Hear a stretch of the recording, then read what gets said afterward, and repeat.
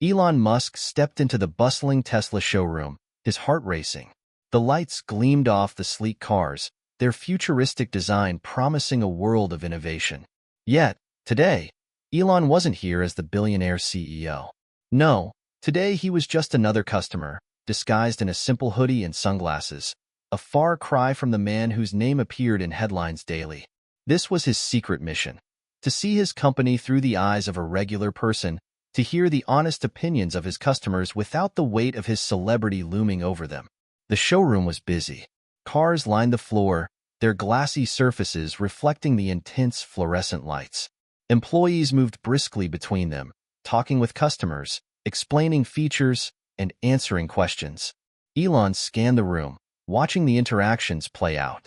He had always believed in the vision, the clean energy revolution, the future of sustainable transport, but there was something unsettling in the air. He couldn't quite put his finger on it, but he needed to know. He had worked tirelessly to create a company that would change the world, but in doing so, had he lost touch with the people who made it all possible? His employees, the customers, how did they really feel about his products? Was everything as perfect as it seemed from the outside? Or was something more broken beneath the surface?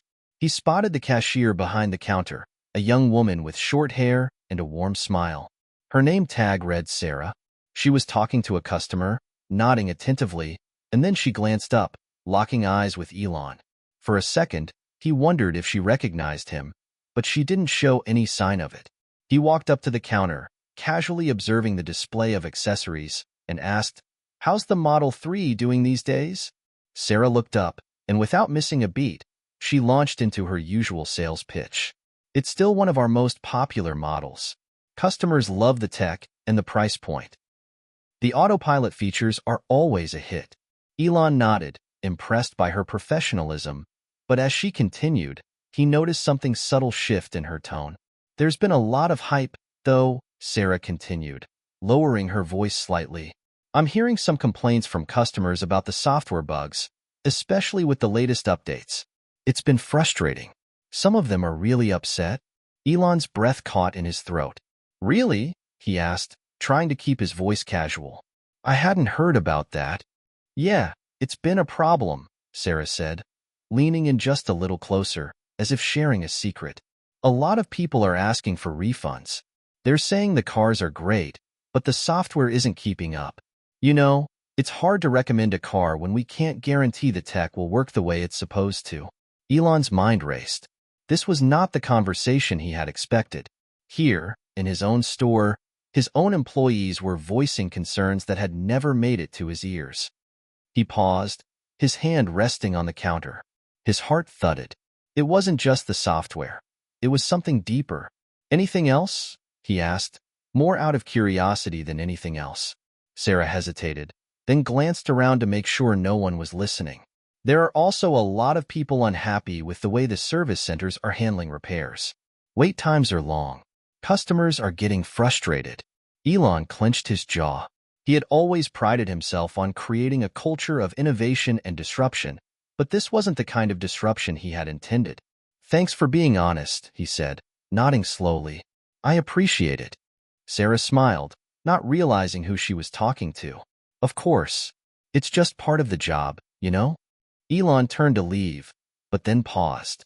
He knew that this was only the beginning. There was more to uncover. As he exited the store, his mind swirled with the weight of the conversation. What had happened to the company he had built? How had things gone so wrong without him noticing? His instincts told him he needed to go deeper. This wasn't just about software updates or customer complaints. This was a chance to reconnect with the heart of Tesla. He had to find out what was really going on behind the scenes.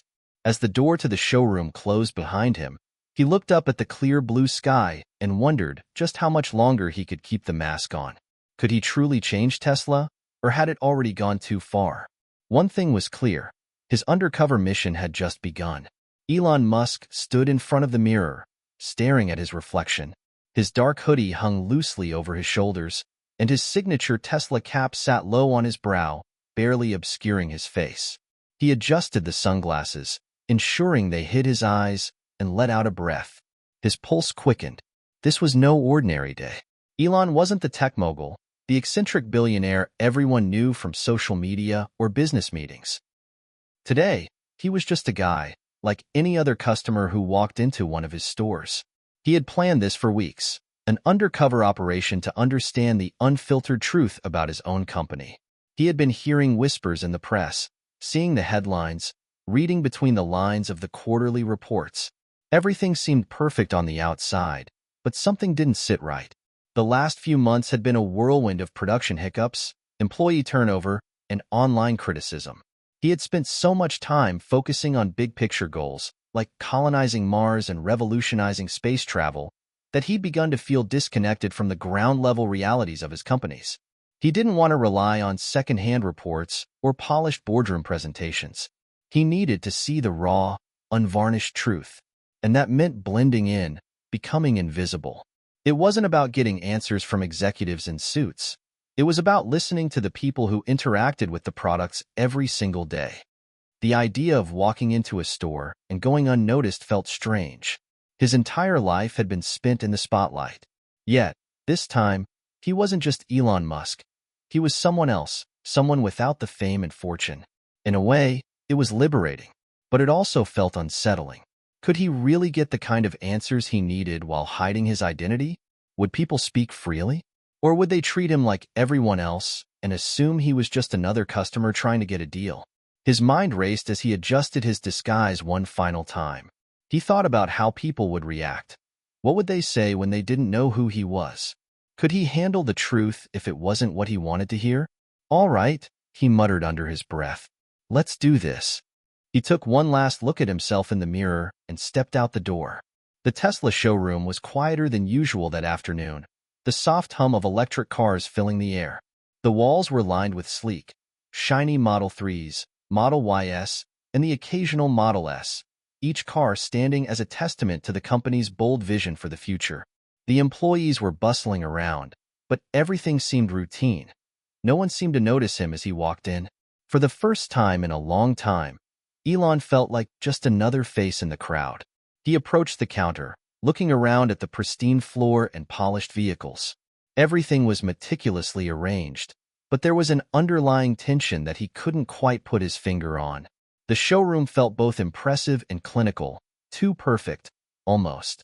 Was this what customers saw when they visited? A young man named Kevin stood behind the counter, scanning inventory on a tablet. His eyes flicked up as Elon approached, giving a polite, practiced smile. "Hey there, welcome to Tesla. How can I help you today?" Kevin's voice was friendly, but there was something forced about it. "Just looking around," Elon said, trying to sound as casual as possible. "Thinking about upgrading my ride." Kevin nodded, clearly expecting the usual customer spiel. "I hear the Model S Plaid is a solid choice if you're looking for speed and luxury. The range on the Model X is impressive too." Before Kevin could finish, Elon interrupted. "Actually, I've been hearing a lot of buzz lately about the Model 3. Is it as good as everyone says?" Kevin hesitated for a moment, then gave a polite but somewhat distant answer. "Yeah, it's definitely one of our best sellers. Customers love the affordability and the tech inside it. Autopilot's a big draw too. You should definitely check out the new update we rolled out last month." Elon tried to keep the conversation light, but his ears were tuned to every word. What was the tone in Kevin's voice? The enthusiasm? Or lack of it? Was it just a job to these people, or did they genuinely believe in the products they were selling? "Yeah," Elon said, his voice lowering a bit. "I've heard there's been some issues with the software, though. People are talking about some bugs, glitches here and there." Kevin's eyes flickered for just a split second. Elon was sure he noticed it. A flash of something. Hesitation? Nervousness? "Well," Kevin said, suddenly a little more guarded, "you know, every new update has its issues, but we're working on it. Nothing major. Just minor stuff." Elon leaned in, trying to dig deeper, but Kevin quickly shifted back into autopilot mode. "You know," Kevin continued, "it's like anything. Sometimes people just don't understand the tech. They expect perfection right out of the gate. We're a company that's pushing boundaries, and that can cause some bumps along the way." Elon nodded, but internally, something gnawed at him. The conversation had been polite, but there was an undertone of discomfort, even if Kevin didn't realize it. Elon had been in enough board meetings and investor calls to recognize when people were giving him a rehearsed response designed to hide the real issues. As he turned to leave, he noticed a young woman at the far end of the showroom. She was sitting in the driver's seat of a Model Y, clearly lost in thought. Her posture was relaxed, but there was a tension in her eyes that caught Elon's attention. He wasn't sure what it was, but something about her made him pause. He walked over to the car, taking his time as he approached her. She didn't notice him at first. As he leaned against the door, he finally spoke up. "Everything okay with the car?" he asked, his voice low. The woman jumped, clearly startled, and looked up at him. "Oh, yeah," she said, adjusting herself in the seat. "Just thinking about some things." Elon smiled, offering a bit of encouragement. "You're considering the Model Y?" "Yeah," she said, eyes flicking nervously toward the ground. "It's a great car. I've been looking at the software and I don't know. I've had issues with the last update. It's like the screen freezes or doesn't respond sometimes. And the autopilot, it doesn't always work as well as it should." Elon's heart skipped a beat. This wasn't just some customer trying to make small talk. This was real frustration. "I've been hearing that a lot," Elon said, trying to keep his voice steady. "But Tesla's always working on updates, right?" "Yeah," she replied, "but it feels like every time they fix one problem, another one pops up. I don't know if it's worth it. I really like the idea of owning a Tesla, but the tech isn't as smooth as it's cracked up to be." Elon paused, his mind racing. Was this the same feedback he had been hearing from Sarah earlier? The same sentiments about the software glitches, the slow response, the unfulfilled promises? Was this widespread dissatisfaction something that he had missed all along? He tried to push the discomfort away, keeping up his calm exterior. "It sounds like you've thought about this a lot. What do you like most about the car, though? Maybe it's not all bad." The woman smiled, but it didn't reach her eyes. "The design is great. The range is amazing. I just wish the tech matched up with the rest of it." Elon smiled back, but the weight of her words settled deep in his chest. As he turned to leave, he couldn't shake the feeling that he had just witnessed something crucial, something he wasn't ready to confront. Outside the showroom, Elon paused again, looking up at the sky. The sun was beginning to dip behind the horizon, casting an orange glow across the city. He had his answers now, more than he had expected, and they didn't look pretty. And yet, somehow, that discomfort felt like a revelation. The real challenge was just beginning. The air outside the Tesla showroom felt cooler than Elon expected as he walked away, his mind churning. He hadn't come to the store with a concrete agenda, but what he'd heard in those few minutes was enough to make his stomach churn. Complaints about software issues, glitches, and long waits for repairs. He hadn't anticipated hearing this, at least not so directly. As he walked down the sidewalk, he felt a strange mixture of determination and doubt. This wasn't just about Tesla, it was about him. The mission he had set out on, under the guise of a customer, was turning into a much more complicated affair than he had imagined. His thoughts raced back to the interaction with the woman in the Model Y. Her words echoed in his ears. "The tech isn't as smooth as it's cracked up to be." Elon had heard complaints before, from customers on social media, from investors, but there was something different about hearing it directly from the people who use the products every day. He took a deep breath, trying to steady himself. This was just the beginning. He couldn't let this shake him. If anything, it should fuel him to find the answers he needed. He had come here to understand the pulse of his company, to peel back the layers that had become so thick with success and accolades. The truth was uncomfortable, but it was the truth nonetheless. A few days passed before Elon found himself walking into a different Tesla location. This one was in a quieter part of the city. The store was smaller, the showroom cozier. It felt more like a community than a corporate space. This time, he wasn't alone. He was accompanied by a few employees, still in his disguise, but under the pretense of just a regular group visit. He had decided that today, he would see more than just the feedback from customers. He wanted to know what the employees truly thought, how they felt working under the constant pressure of his vision. As he stepped inside, the employees, unaware of his identity, greeted him with the same politeness that he had grown used to. "Welcome to Tesla," a young woman said, flashing a bright smile. How can I help you today? I'm just looking around, Elon replied casually, thinking of getting a new car. Maybe the Model S, if it's available. Of course. Let me know if you have any questions, she said, before turning back to her coworkers. He wandered around, keeping an eye on the interactions between staff and customers. A few people were lingering by the Model 3, discussing its latest features, but Elon could sense something in the atmosphere. It was different from the first store. There seemed to be less energy, less excitement. Was it fatigue? Or was it just the way things were? A few minutes passed, and then, from the corner of his eye, he saw something he hadn't expected. Two employees standing near a workstation, whispering to each other. Elon couldn't help but listen in. The conversation was too raw to ignore. I'm telling you, one of them said, the Model 3's been getting more complaints. People are saying the updates keep crashing their infotainment systems, and when they come in for service, the wait time is insane. It's like we're just getting stuck in this endless loop of patchwork fixes. The other employee looked around nervously. Yeah, but we're supposed to keep it positive, right? We can't exactly go around telling people there's a huge issue. They'll start walking out of the store. Elon froze, trying to make himself as inconspicuous as possible, but their words struck him like a punch to the gut. These weren't just minor issues they were talking about. This was a systemic problem, one that had been bubbling under the surface for some time. The first employee continued, It's just frustrating, you know? We don't even get to see real updates until they're already out, and by then, it's too late to fix the issues before customers complain. Honestly, I'm worried about how this is going to affect Tesla's reputation in the long run. Elon stood there, frozen. He wanted to speak up, to say something, but he couldn't. His disguise was too fragile. Instead, he simply listened, letting the weight of the conversation settle over him. It was a harsh reality check.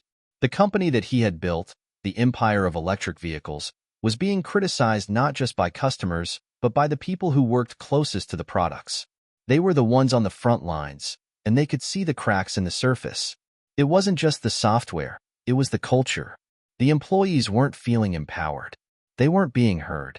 They were stuck in a cycle of patching things up without truly addressing the root causes of the issues. He wanted to do something, but he wasn't sure how to react. If he revealed his identity, they might clam up. If he stayed hidden, he might never get the truth. He decided to stay a little longer, just to hear more. After a few minutes of uncomfortable silence, the conversation died down, and the employees dispersed. Elon was left standing by a display of car accessories, staring at nothing in particular. His mind was spinning. This wasn't just about product updates or technical issues. It was about a disconnect, a gap between the people creating the product and the customers who were supposed to enjoy it. He couldn't just walk away from this. There had to be a way to fix things. He wasn't just the CEO of Tesla. He was also its most fervent believer, and this wasn't the world he wanted to live in. This wasn't the future he had envisioned. Elon took a deep breath and walked to the exit. The moment he stepped outside, he felt the weight of what he'd just heard. Something had to change. That evening, Elon sat in his office at Tesla's headquarters. The city lights flickered outside the glass windows, casting shadows across the room.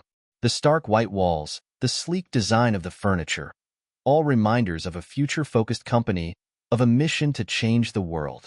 But tonight, Elon felt lost. He had asked for honesty. He had gotten it. And now, he was faced with a mountain of truths he wasn't sure how to climb. The question echoed in his mind. What now? His first instinct was to gather the leadership team, to confront the issues head-on.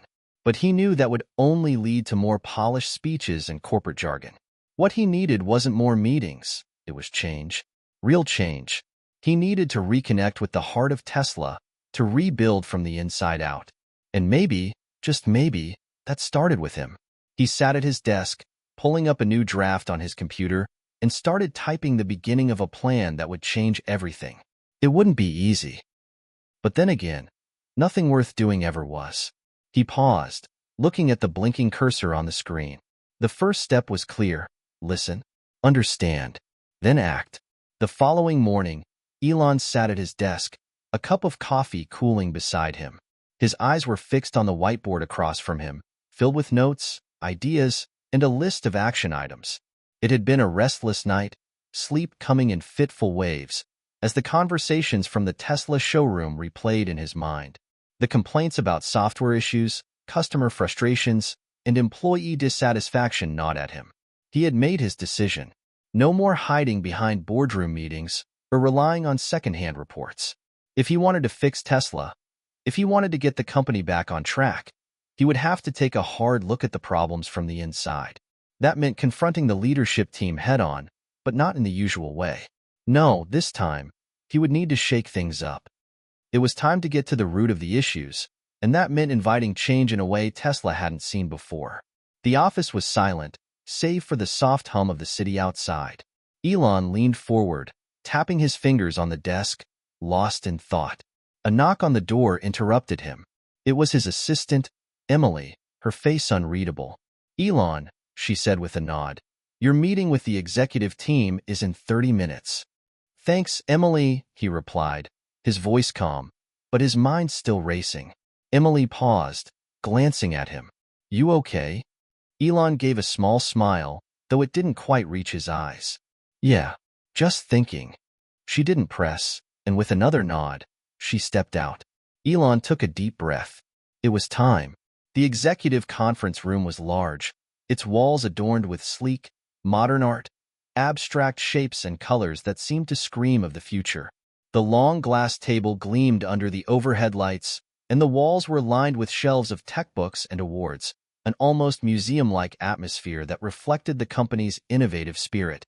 One by one, the top leaders of Tesla filtered into the room, all dressed in tailored suits, their faces an assortment of determination and expectation. The room fell silent as Elon entered, his usual aura of confidence intact, despite the weight of the decision he had made. He took his seat at the head of the table, his gaze sweeping over the faces of his team. "Good morning, everyone," he said, his voice steady, yet with an underlying tension. "I know we're all busy, but we need to talk." The room remained silent, and for a brief moment, the only sound was the soft tapping of fingers on the table. Elon could feel the eyes on him, wondering what he was about to say. They had grown accustomed to his leadership style, bold, visionary, and sometimes unpredictable. But this time, it was different. They could sense the shift in his demeanor. "I've been spending some time outside the office," Elon continued, his voice slightly colder than usual. "Not as myself, but as a customer." A few eyebrows raised at the mention of him hiding his identity, but no one interrupted. Elon could see the unspoken questions in their eyes. What did he mean? Why was he here? What had he discovered? "Let me be blunt," he said, cutting through the tension. "We've got problems. Serious ones." He paused, letting the weight of his words sink in. "We're not just talking about software bugs or the occasional service delay. We're talking about a deeper issue, a disconnect between what we're selling and how we're delivering it, between the vision we've sold to the world and the experience our customers and employees are having on the ground." There was a flicker of unease across the table, a few nervous glances exchanged. Elon wasn't known for pulling punches, but his intensity today felt different. It was like he had seen something that had shattered his confidence in the company's trajectory. "I spoke to employees," he continued, "and I heard complaints from customers. Real complaints. Complaints that go beyond the typical feedback we're used to seeing in surveys or online reviews. These aren't isolated incidents. This is systemic." The room remained quiet as Elon's words hung in the air. He could see his team trying to process the implications. Finally, Sarah, the head of customer relations, spoke up. "Elon, we've made strides with the customer experience. Our satisfaction ratings are high, and we've been improving service response times." "I know," Elon interrupted, his voice hard, "but I'm hearing the same thing from everyone. Customers are frustrated. Software updates are causing problems instead of solving them. Service centers are backed up. The quality control on the vehicles isn't what it should be. It's not just the tech. It's the entire ecosystem that's flawed." He paused, letting the silence settle again. It was rare for Elon to challenge his team this directly. He usually trusted them to execute his vision without question. But now, he was questioning everything. "Why is no one talking about this?" Elon demanded. His voice was calm, but there was a sharpness to it that none of them had ever heard before. Everyone shifted uncomfortably in their seats. They had all been so focused on the big picture goals: autonomy, mass production, SpaceX collaborations, and electric energy. The little things, service delays, minor software bugs, unhappy employees, had been brushed aside. Is this what we're aiming for? Elon continued, his eyes now piercing. To be a company that only focuses on the next big innovation, leaving the present to falter? Are we so obsessed with the future that we've forgotten how to manage what we've already created? The room was heavy with tension. Finally, the CTO, Alan, spoke up, his voice cautious. Elon, you're right. But we've been focusing on scaling so quickly that some of the details fell through the cracks. We've got teams working on software fixes, and we're investing in the service network. Investing? Is that all we've been doing? Elon shot back. We're not just investing. We're supposed to be leading in every single aspect. And right now, we're falling behind. Alan opened his mouth to respond but hesitated, sensing that this conversation wasn't going to be the usual back and forth. Elon's eyes softened slightly, but his determination didn't waver. I know we've all been working hard, but this is bigger than just fixing bugs or hiring more service technicians. This is about the experience, the one we promised our customers and the one we've been failing to deliver. He leaned back in his chair, staring at the ceiling for a moment. The tension in the room was palpable, but it was also necessary. His team needed to understand the gravity of the situation. We need to do a full audit, Elon said, his voice firm. Not just the products, but our processes, our culture. I want to understand where we've gone wrong and how we're going to fix it.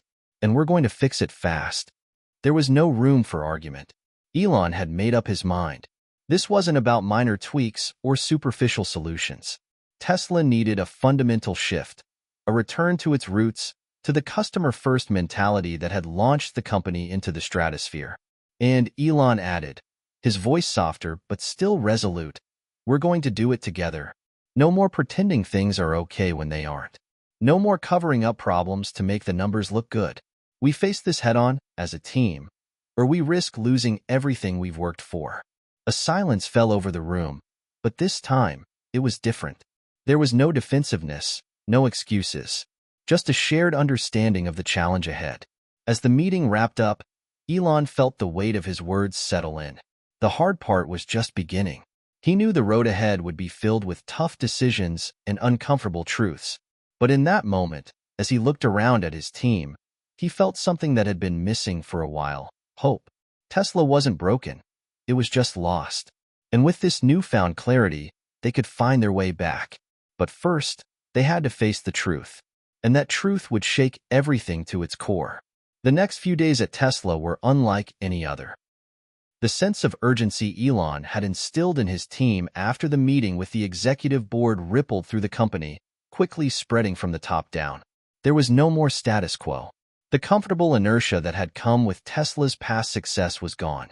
It was replaced with an undeniable determination to root out the problems plaguing the company, no matter how uncomfortable or messy the process would be. Elon spent his days meeting with department heads, sitting in on team discussions, and getting a first-hand look at the bottlenecks in the system. He even went so far as to shadow service technicians, asking questions that would make most CEOs cringe. Questions about delays, customer frustrations, and why certain problems had persisted for so long without a permanent fix. The feedback was eye-opening. Everywhere he went, people were honest with him in ways they had never been before. The issues were more than just a few lines of code that needed patching.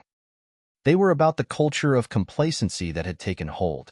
Tesla had gotten so used to being at the forefront of innovation that it had stopped paying attention to the little things. The details that customers, employees, and even some of the top engineers cared about most. One morning, Elon decided to make an unannounced visit to a Tesla service center in a suburban neighborhood. This was a smaller location, known for having a high volume of service requests. He arrived early, in plain clothes, looking more like a regular customer than the billionaire founder of the company. The service center was buzzing with activity as employees hustled between cars and workstations, some covered in grease, others answering phone calls or working on laptops. Elon was impressed by their dedication, but as he started speaking with a few of the technicians, the cracks in the operation became clearer. Service times are way too long, one technician, Mike, said as he wiped his hands on a rack. Some customers have been waiting weeks for parts or updates. And even then, half the time, the updates make things worse instead of better. Elon nodded, listening carefully.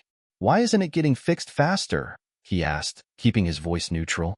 Mike glanced around, then lowered his voice. It's not just about the parts, Elon. There's a breakdown in communication between departments. No one knows exactly what's going on. One team doesn't talk to the next. And, honestly, we don't have the tools we need to get things done. The software updates? They're not as stable as they should be. And the quality checks before cars are shipped out? Well, sometimes it feels like they're rushed just to meet numbers. Elon's stomach churned. These weren't isolated incidents. This was systemic failure. And it was happening at every level of the company. What do you need to fix it? Elon asked, his voice calm but filled with urgency. Mike looked him straight in the eyes. We need more resources, better tools, and honestly, better communication across the board. If we don't address the fundamentals first, no new update, no new model is going to change anything. Elon didn't reply right away. Instead, he spent the next few hours talking with other employees and service customers, gathering more feedback. It was clear that the problems were multifaceted: poor communication, rushed timelines, and a lack of follow-through on critical details. But they all led back to one thing. Tesla had lost sight of the core value that had made it successful in the first place: the relentless pursuit of excellence in every aspect, from product design to customer service. Later that evening, Elon stood alone in his office, staring out at the sprawling Tesla factory in the distance. The lights from the assembly lines twinkled like stars against the dark horizon. The quiet hum of the machines, the rhythmic sound of innovation. This was supposed to be the heart of Tesla, the engine that powered everything. But now, it felt like a ticking clock. How much longer could they coast on their reputation? He knew something drastic needed to change, and it needed to start with him. But how? That was when it hit him. Transparency. What if Tesla could turn this challenge into an opportunity? What if he could do what no other company would dare to do? What if, instead of hiding their flaws, Tesla exposed them for everyone to see? What if they openly acknowledged their weaknesses and used that vulnerability to become stronger? He was no stranger to bold ideas, and this was no different. Elon reached for his phone and typed a quick message to Sarah, the head of customer relations. Elon, we need to open up. A company-wide transparency initiative. Full access to customer feedback, service delays, software issues. Let the world see what we're working on and where we need to improve. I want us to own our mistakes, then fix them in real time. Let's talk tomorrow. He hit send and leaned back in his chair. This was a gamble. It was one thing to admit mistakes internally. It was another to broadcast them to the world. But if Tesla was truly going to become the best, it couldn't be afraid to fail. It had to embrace failure as part of the process, learn from it, and grow stronger. The next morning, he met with Sarah and the communications team. They discussed the logistics of making the transparency initiative work. Elon didn't want some sanitized corporate message. He wanted raw, real-time updates from the trenches.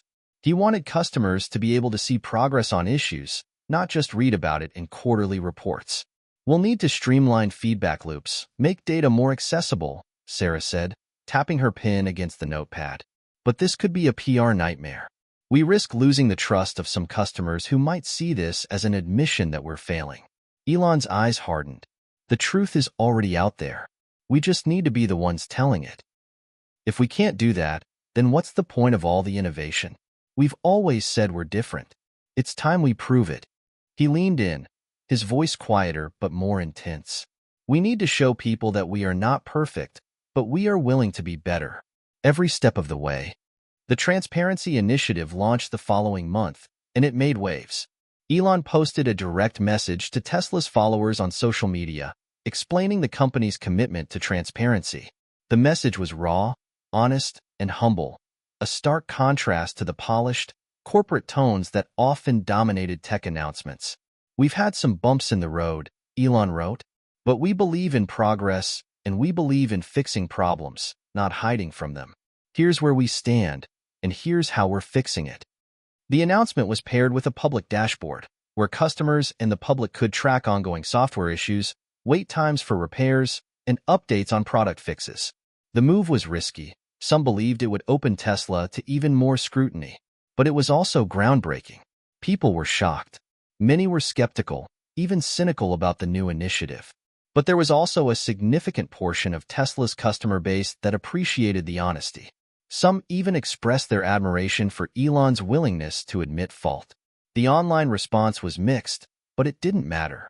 The company was no longer hiding in the shadows. It was stepping into the light, flaws and all. Elon was ready to face whatever came next. It wouldn't be easy, but it was the only way forward. For the first time in a long time, he felt a sense of hope. Tesla was waking up, and they were going to fix things, together. The first week of Tesla's new transparency initiative had been a whirlwind. From the moment Elon's message hit social media, the world began to take notice.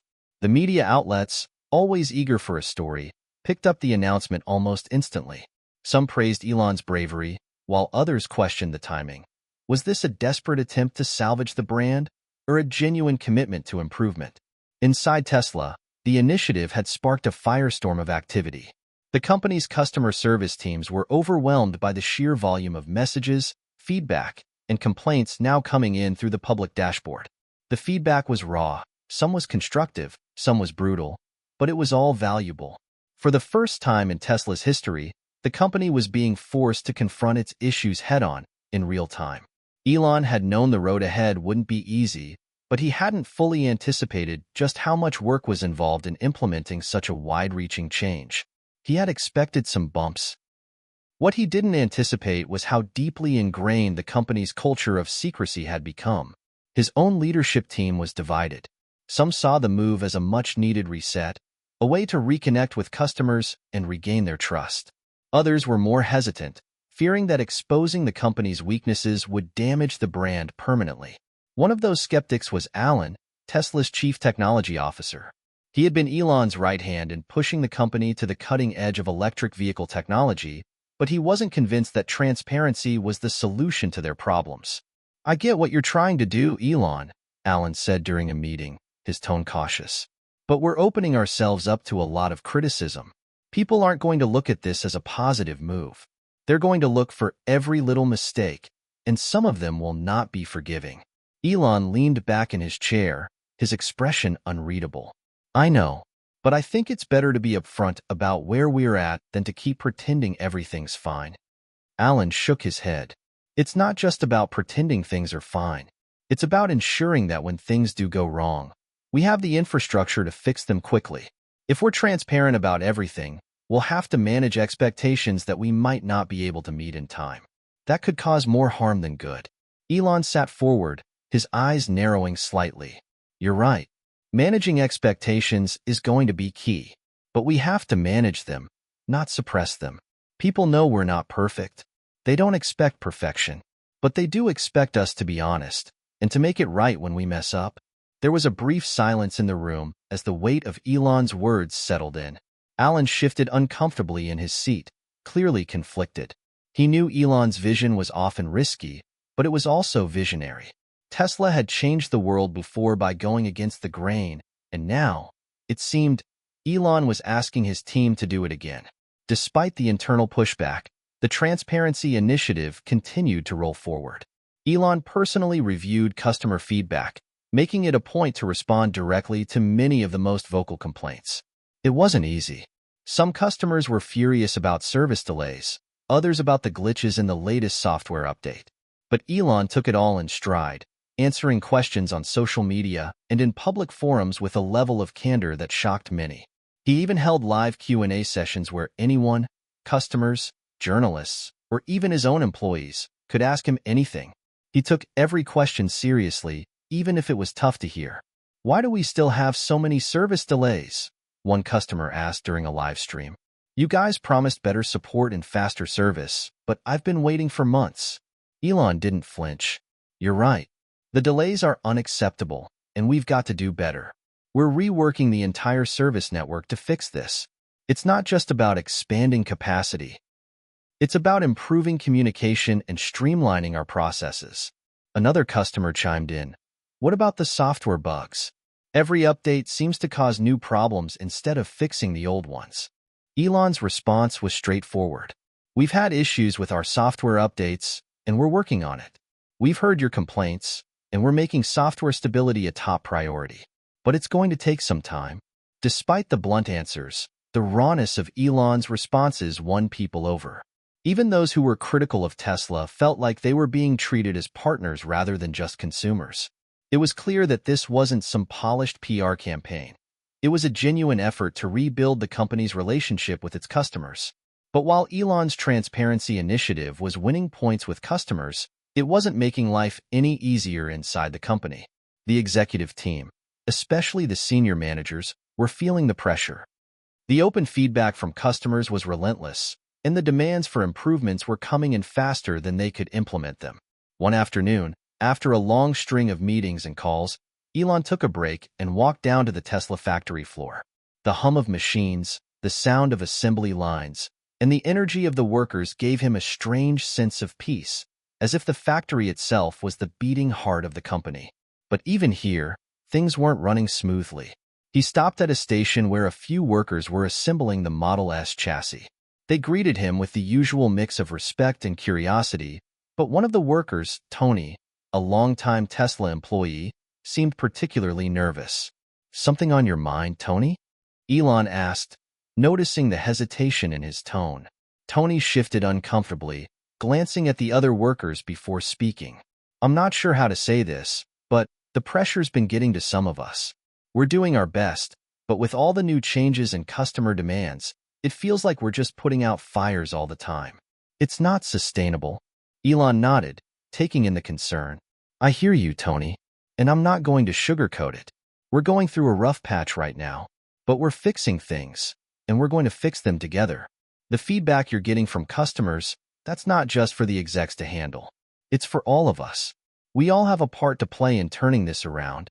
Tony's face softened, but there was still a hint of doubt in his eyes. "I just hope we're not stretching ourselves too thin. Everyone's working harder, but we need to make sure we don't lose sight of what matters, quality. If we rush, it's going to bite us." Elon looked around at the workers assembling the cars, each of them focused on the task at hand. "You're right," he said. "Quality has to be the foundation of everything we do, and I'll make sure we don't lose sight of that. I promise." As the days went on, Elon found himself at a crossroads. The Transparency Initiative had brought Tesla closer to its customers, but it had also exposed the company's deepest vulnerabilities. There was no going back now. He had made the decision to open up, and the road to redemption would not be a smooth one. But if there was one thing Elon Musk understood better than most, it was that every setback was an opportunity in disguise. Tesla wasn't just building electric cars, it was building the future. And no matter how rocky the journey, it was a journey worth taking. There were still many hurdles to clear: longer wait times, angry customers, and frustrated employees. But Elon knew one thing for sure: they would fix it. And if there was any company in the world that could turn things around, it was Tesla. The only question left was whether they could do it fast enough to keep their place at the top. And that, Elon realized, was exactly the challenge he'd been waiting for. The pressure was mounting, and there was no denying it. Tesla's ambitious transparency initiative was having an unintended side effect. The world was watching. The board of directors, once cautiously optimistic about Elon's new approach, was beginning to show signs of doubt. In the fast-paced world of tech, where speed and efficiency were paramount, they were starting to worry that the company's newfound openness might be slowing things down. The feedback from the public, which had initially been a wave of support, began to sour as delays continued. Software updates remained buggy, and Tesla's service centers struggled to keep up with demand. Even Elon's personal responses to customers, though well received by many, weren't enough to quell the rising tide of dissatisfaction. Inside the company, employees were beginning to feel the strain. As part of the Transparency Initiative, every department was now tasked with publicly sharing progress reports, warts and all. This meant that any misstep, any delay, or any shortcoming was laid bare for all to see. As the company scrambled to address the most urgent issues, Employees found themselves caught in the crossfire, trying to balance their day-to-day tasks with the ever-increasing pressure to fix the problems in real time. Elon had always thrived in the heat of a challenge, but this time, he was facing a different kind of crucible. Every decision, every action, was scrutinized. Every delay, every glitch, felt like a potential public relations disaster. The future of Tesla was hanging by a thread, and Elon knew it.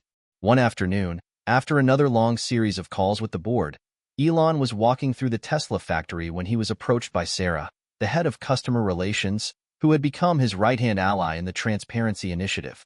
Her face was tense, a look he had come to associate with bad news. "We need to talk," she said, her voice low, almost apologetic. "There's been a serious uptick in complaints. Not just the usual stuff. This is different. Customers are starting to question whether Tesla can actually deliver on its promises. They're wondering if we're losing our edge." Elon took a deep breath. He had expected this, but hearing it from Sarah made it feel real, almost personal. "What are they saying?" "A lot of it is centered around the service delays. They're frustrated, Elon. I'm hearing from customers who've been waiting for months for parts, and even when they get them, the fixes aren't sticking. And the new software, it's causing more issues than it's solving. Some are starting to question whether we've grown too big to be agile anymore." Elon felt a knot tighten in his stomach. Tesla's success had come from its ability to move fast, to innovate relentlessly. The idea that they were losing their edge was anathema to everything the company stood for. "How bad is it?" he asked, trying to keep his tone even. Sarah hesitated, then pulled out her tablet, showing him a dashboard of real-time feedback. The numbers were alarming. Tesla's satisfaction rating had dropped significantly, and the number of customer service complaints had surged. Elon quickly scanned the comments, each one more critical than the last. One stood out, pinned at the top of the feed. "Tesla used to be revolutionary. Now, it's just another tech company with too many problems and too many excuses. I've waited months for a fix to my Model 3, and nothing changes. This isn't innovation. This is stagnation." Elon's heart sank. This wasn't just another complaint. It was a gut punch. It was a sign that Tesla's reputation, once bulletproof, was beginning to crack under the weight of its own success. People didn't just expect more from Tesla, they demanded it. "We can't afford to let this slide," Elon muttered to himself, more to gather his thoughts than to reassure Sarah. Sarah nodded, her expression grave. "I know, but we also have to be realistic. We've been putting out fires, but we need to fix the system itself. If we're going to keep up with demand and maintain the quality we promised, we need to invest in our infrastructure, our supply chain, and our customer support. And we need to do it fast."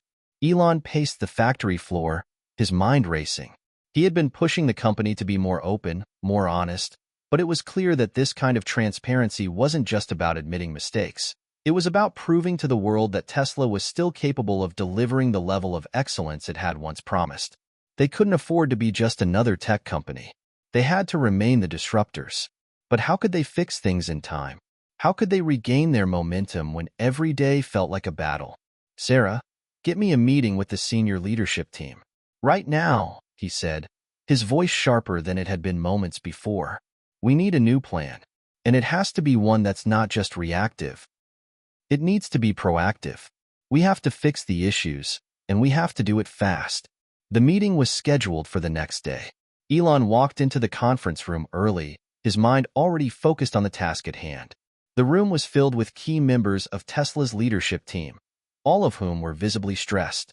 Alan, the CTO, was pacing near the window, his arms crossed, while others were furiously typing on laptops. Elon didn't waste any time. He launched straight into the discussion. "We're in a crisis," he said, his voice firm. "Customers are losing confidence in us. The Transparency Initiative was meant to bring us closer to our customers. But if we don't fix these issues right now, we risk losing everything we've worked for." Alan spoke up, his voice edged with frustration. "We know, Elon, but it's not as simple as flipping a switch. The service delays, the software bugs, these are not things we can just patch overnight. We're going to need more resources, more time, and honestly, a complete overhaul of our processes." Elon nodded, not dismissing Alan's concerns. I agree, but time is something we don't have. The world is watching us. If we don't move fast, we'll be seen as another tech company that's losing its edge. And that's something I will not accept. We need to fix this now. He turned to Sarah. I want a full audit of our customer service processes. I want to know exactly where the delays are happening, and I want a timeline for when we can address them. I want weekly reports on progress, and I want those reports to be public. Sarah nodded. Understood. Elon's eyes moved around the room, scanning the faces of his senior leadership team.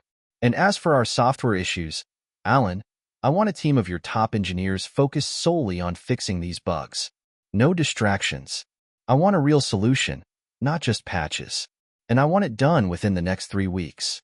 If it's not, I'll bring in an outside team to handle it. Alan didn't hesitate. We can do it, but it's going to require full commitment from everyone. Elon's gaze sharpened. Then that's what we're going to do. We're going to fix this, and we're going to do it together. If we don't, then Tesla won't just be a car company. It'll be another cautionary tale about a great idea that lost its way. There was a long pause in the room. The weight of Elon's words hung in the air. Finally, Alan spoke, his voice resolute. All right, let's do it. As the meeting broke up and the teams scattered to tackle their respective tasks, Elon stood by the window, looking out over the factory.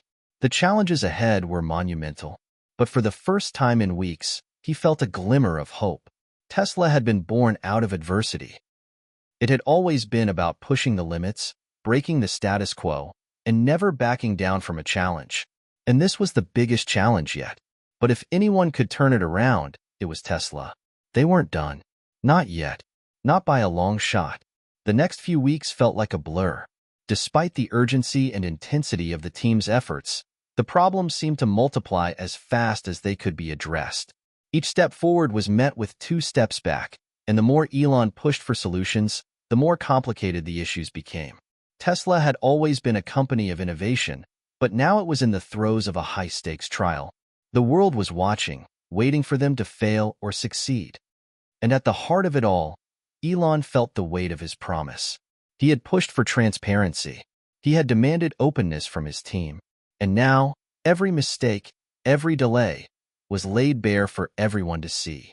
One evening, as the sun set behind the factory, Elon found himself standing alone in the parking lot, looking out at the cars in production. The hum of machinery was strangely calming, but it didn't ease the anxiety gnawing at him. His mind raced with questions. Was the company going to make it through this? Had he overestimated Tesla's ability to handle the growing pains of rapid success? He thought about the early days, when Tesla was just a small team in a cramped office, struggling to convince investors that electric cars could change the world. Those were simpler days. The stakes were lower. The dream was clear. Now, things were different. The dream was still there, but the reality was a battlefield. Mr. Musk?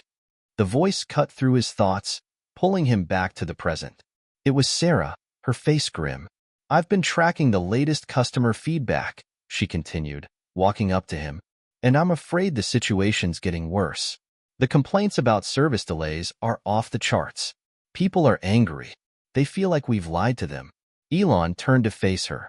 What do you mean? I thought we were making progress.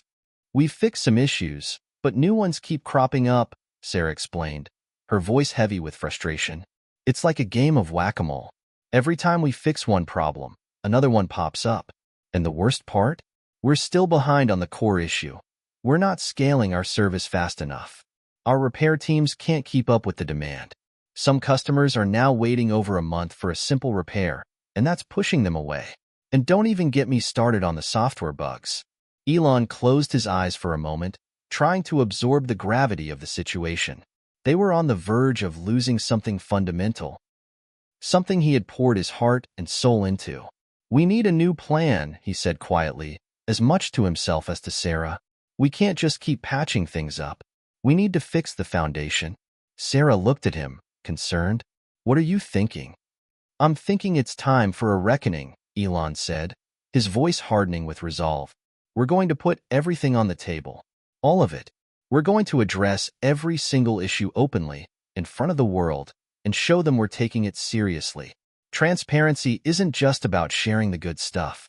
It's about showing the world how we're going to fix the bad. The next day, Elon stood in front of a camera in Tesla's main conference room, ready to take the most direct and vulnerable approach he had ever taken. The transparency initiative had been about listening to the customers, but now it was time to speak directly to them, without any filter.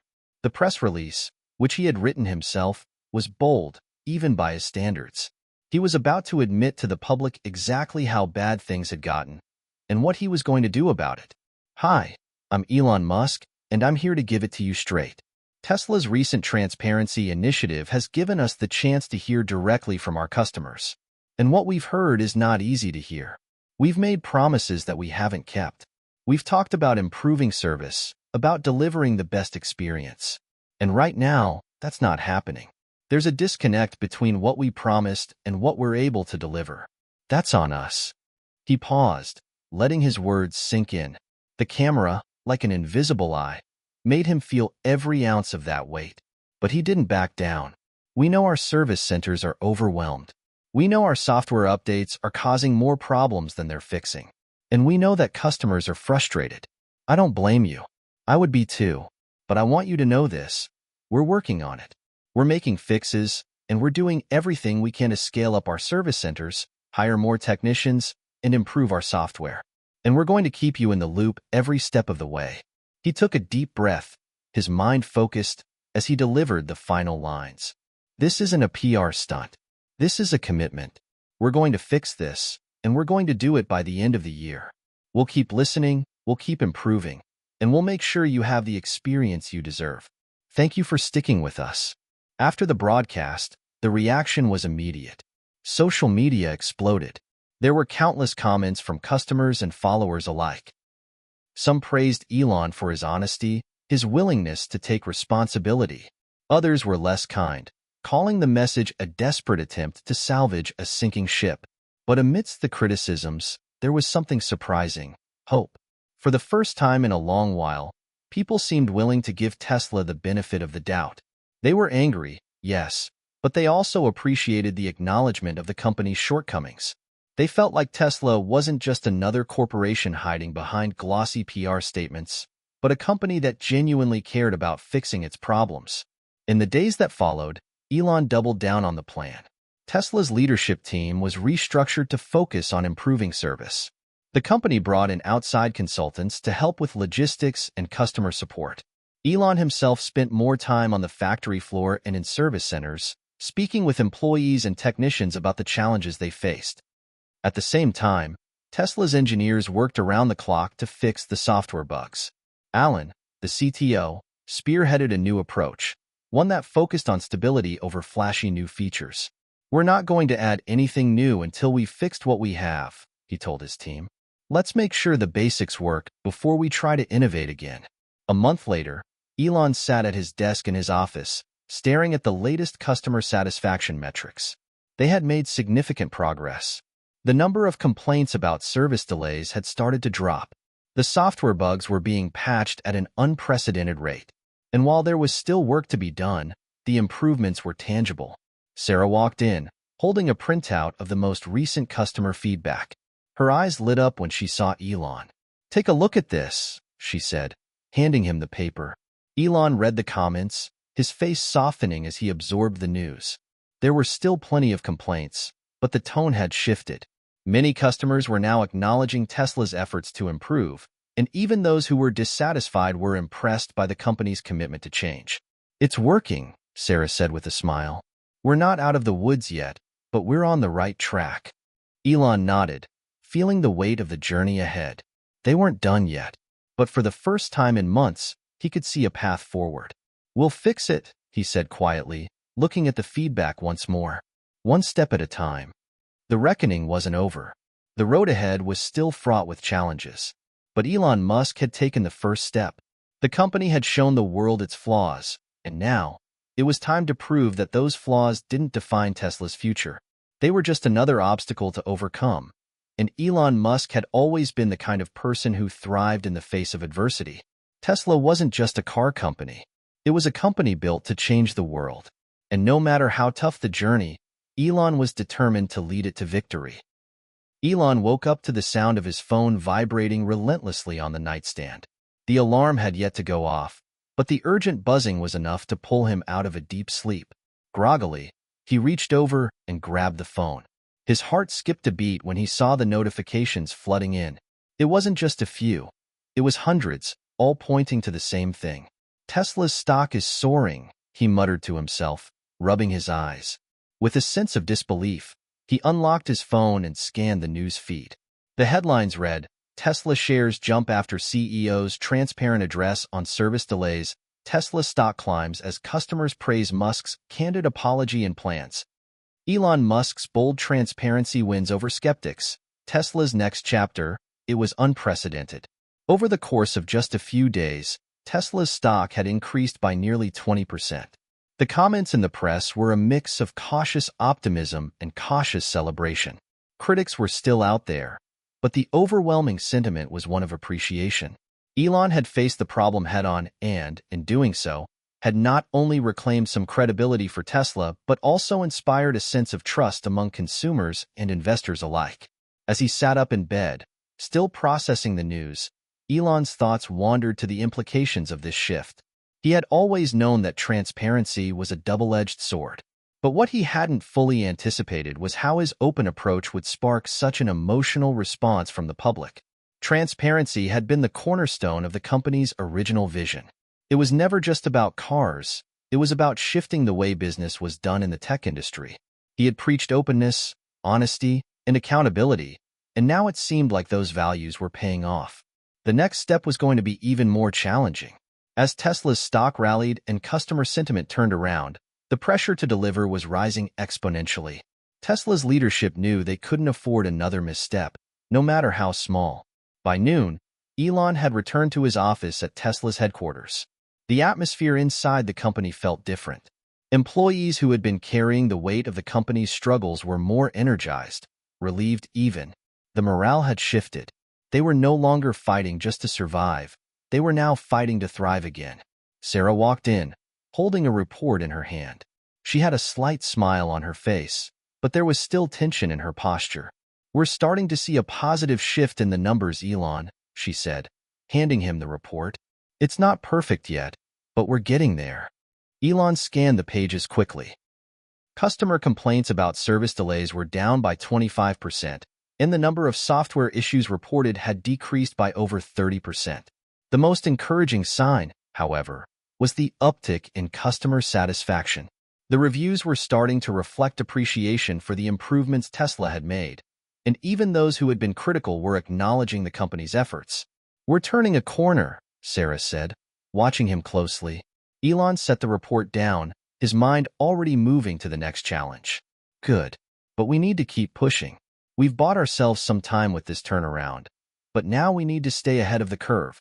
I want a detailed roadmap on how we're scaling our service infrastructure, and I want us to be clear about when we're going to hit the next milestones for the software." "I'll get the teams on it," Sarah responded. "But Elon, I have to admit, it's hard to ignore how much of a difference your message made. People actually feel like we're trying again." Elon paused, then nodded slowly. He had a tendency to focus on the problems, on what wasn't working, but he couldn't deny that the tide had shifted. There was a glimmer of hope, and that made all the difference.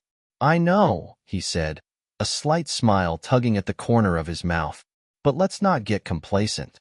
This is just the beginning." Later that afternoon, Elon was scheduled for a call with the board of directors. The leadership team had been split on the transparency initiative from the start. Some members were cautiously optimistic, while others feared it could backfire. But now, with the stock rallying and customer sentiment improving, the atmosphere had shifted. He joined the Zoom meeting, and the faces of the board members appeared on the screen, their expressions more upbeat than he'd seen in months.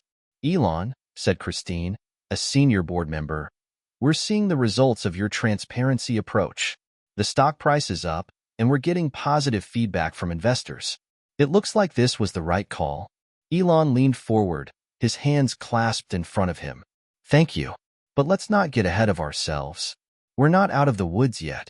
We still have significant challenges ahead of us, and the real work is just beginning." Christine smiled. "Of course. But we can't ignore the fact that you've done something that many of us weren't sure was possible. You've restored trust in Tesla, and that's invaluable. Keep pushing forward, and we'll be right behind you." Despite the praise, Elon knew this was a fragile moment. Tesla was at a turning point, and the decisions made in the next few months could either propel the company into new heights of success or bring it crashing down. The transparency initiative had earned them a reprieve, but the world would be watching closely to see if they could truly deliver on their promises. That evening, Elon sat alone in his office, staring at the city skyline through the window. He wasn't a man who was easily satisfied.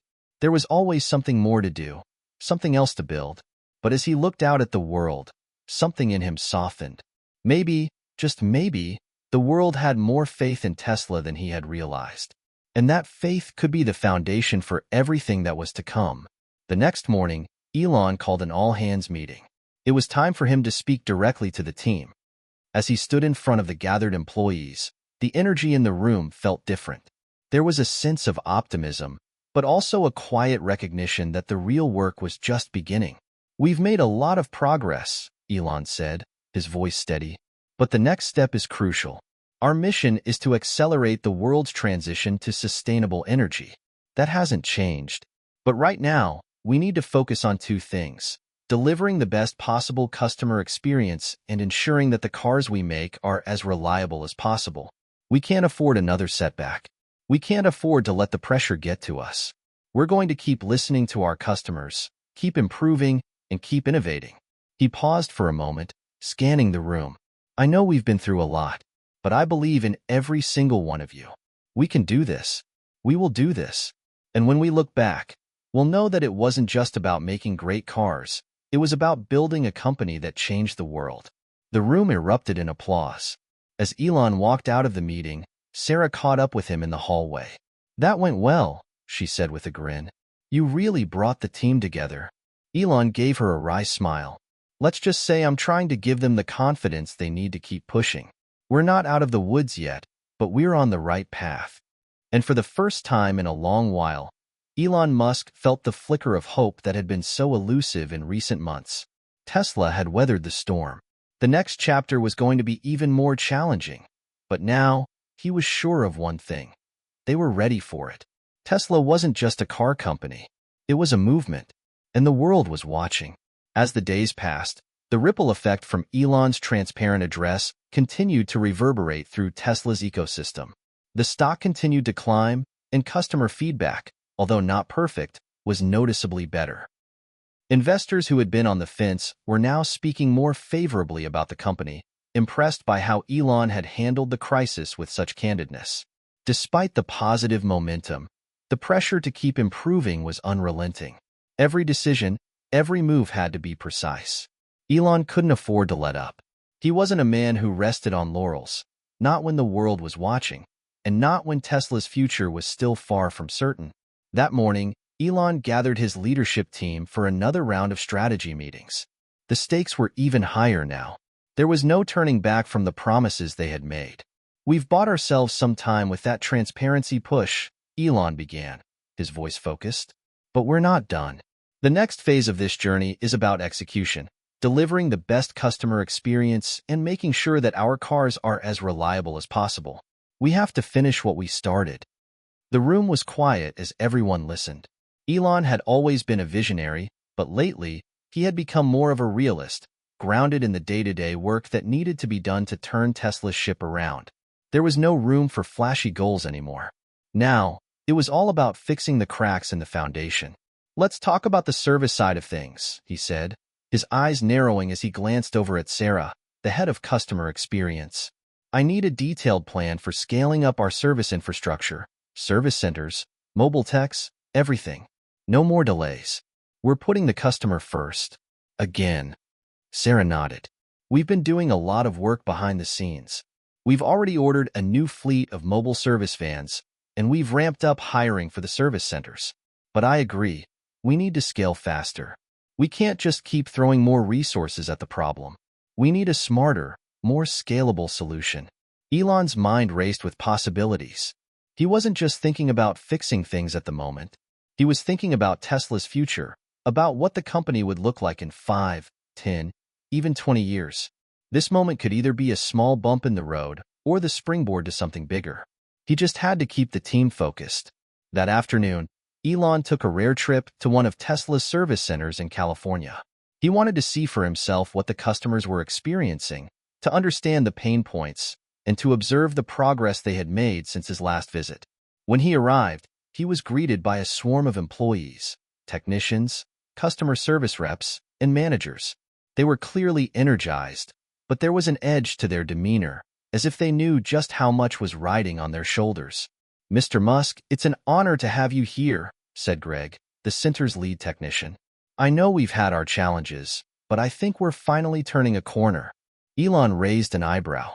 "You're not just saying that because I'm here, right?" Greg chuckled. "I swear, I'm not. We've made some big changes in the past few weeks. We've restructured the workflow, improved our diagnostics, and the team is more motivated than ever." Elon nodded, but his eyes were scanning the environment. He was always looking for ways to improve. He saw that the service area was organized, the technicians were moving efficiently, and the waiting area for customers looked more welcoming than it ever had before. "Tell me what's still broken?" Elon asked bluntly. Greg hesitated for a moment, but then spoke up. "We're still dealing with a backlog of older models that need service. And the software updates, they're still causing some issues. It's a pain to keep up with all the variables." Elon leaned in, focusing on Greg's words. He wasn't surprised. These were exactly the problems Tesla had been grappling with. Fixing the hardware was only half the battle. The software needed to be stable and reliable. But he didn't flinch. If anyone could solve this, it was Tesla's team. "We're making it a priority," Elon said. "But we need to go faster. We can't afford to let these problems linger." They spent the next hour walking through the service center, talking to technicians and customers. Elon asked questions, took notes, and took mental inventory of every issue. By the time he left, he was more determined than ever to make real change. Back at Tesla's headquarters, Sarah was in full swing, working alongside her team to implement changes based on Elon's visit. She had a new sense of urgency in her step, but she also felt a growing sense of pride. They had been through the storm together, and now it was time to prove they were capable of rebuilding what had been damaged. One evening, after a long day, Sarah sat in her office reviewing customer service data when she received an unexpected text from Elon. "Meeting tomorrow.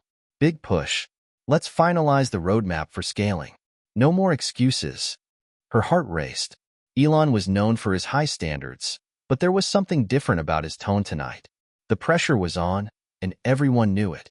If they didn't hit their targets, there wouldn't be a second chance. Elon's expectations were always high, but now they felt even more urgent than before. The next day, the leadership team gathered again for a strategy session, and Elon was more laser-focused than ever. He reviewed their progress, their data, and the latest feedback. "I want to see growth, not just in sales, but in customer loyalty," he said, looking around the room. "We need a plan that scales and evolves with our customers' needs. We need to turn Tesla into a brand that isn't just about cars, but about the customer experience, sustainability, and reliability.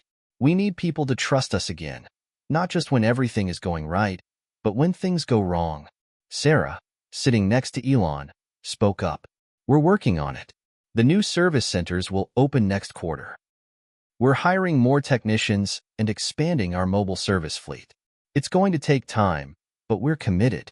"Time isn't something we have," Elon replied, his voice cutting through the tension in the room. "We need to act faster. I don't care if we have to throw more resources at it. We need to execute. Now." The meeting continued, but there was an unspoken understanding in the room. The pressure was no longer just on Elon. It was on every single person at Tesla. The challenges they faced were monumental, but so were the rewards if they could get it right. Weeks went by, and Elon found himself pushing harder than ever. The entire company was under the microscope, and no one could afford to fall short of expectations. But as the months passed, the improvements became more evident. Service delays decreased, customer satisfaction increased, and the Tesla team worked tirelessly to tackle the software issues that had once plagued them. By the time summer rolled around, Tesla was not only meeting its milestones, it was exceeding them. The service centers were running smoothly, the software was more stable than it had ever been, and Tesla had learned how to respond faster to customer concerns. Elon stood at the edge of Tesla's main production floor, watching the assembly lines hum with precision. There was still much to be done, but for the first time in a long while, he allowed himself to feel a sense of accomplishment. The road ahead was still long, but now, Tesla was a company that had been tested and had come out stronger. The world had seen their flaws, but they had also seen Tesla's unwavering commitment to improve. For Elon Musk, this wasn't just a win for the company. It was a win for the future of sustainable energy and the promise of something even bigger. Tesla had faced its reckoning, and now it was ready for its next chapter.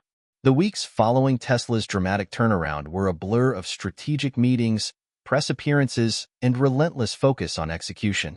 The company had gone through its most challenging period, and now, under Elon Musk's leadership, it was emerging as a more resilient, transparent, and customer-centric organization. The stock price had stabilized, and for the first time in years, the tone of the media coverage was overwhelmingly positive. But Elon knew better than anyone that these moments of success were fleeting. The world would quickly move on to the next headline, and Tesla would have to be ready for whatever came next. It was early one morning when Elon received a call from the board. The news they shared made his heart skip a beat. Tesla has been invited to present at the World Economic Forum in Davos next month, Christine said, her voice urgent but excited. It's an unprecedented opportunity. They want you to speak about Tesla's vision for the future of sustainable energy, how the company has evolved and how the market is changing. There's a lot of interest in your approach right now. Elon sat back in his chair, his fingers tapping the edge of his desk thoughtfully.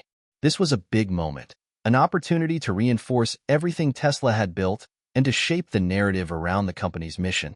I'll go, he said, his voice steady but focused. But I want to ensure that our message is clear. Tesla isn't just a car company anymore. It's a global movement towards sustainable energy. We need to make that clear to the world. Christine laughed softly. I think that's exactly what they're hoping to hear. In the weeks leading up to the forum, Elon and his team worked tirelessly on the presentation. They knew this wasn't just about touting Tesla's successes. It was about setting the tone for the next decade. The audience would be filled with world leaders, CEOs, and influential thought leaders. This was his chance to push the world's conversation about sustainability forward. Elon spent hours refining his speech. He wasn't one to rely heavily on prepared scripts, but this was different. Every word mattered. He wanted the message to resonate, not just with the elite few in the room, but with the millions of people who would be watching from around the world. His team helped him structure the presentation, focusing on Tesla's commitment to not just electrifying vehicles, but expanding its mission into solar energy, energy storage, and autonomous technologies. It was time to raise the stakes. The day of the World Economic Forum arrived, and Elon stood in the green room behind the stage, mentally preparing himself. He was used to being in the spotlight, but today felt different. There was a certain weight to the occasion. The eyes of the world were upon him, and Tesla's entire future hung in the balance. As he walked out onto the stage and into the spotlight, the crowd fell silent. He could hear the rustling of papers and the soft clicks of cameras as they captured his every move. Elon cleared his throat and began. Good afternoon, everyone. It's an honor to be here today. And more than that, it's a privilege to talk about something that is changing the world, something that can, quite literally, save it. The room was still. It was the moment he had been preparing for. For decades, the world has been moving in the wrong direction. Fossil fuels, inefficiency, pollution. We've built entire economies around industries that harm the planet. At Tesla, we've always believed that it doesn't have to be this way. We've always believed that the future could look different, cleaner, more sustainable. And I'm here to tell you that future is closer than you think. He paused, letting his words sink in. Tesla started with one goal: to prove that electric vehicles could be more than just a niche market. We wanted to prove that they could be better, faster, and more efficient than anything gasoline-powered. We've done that, but we're not stopping there.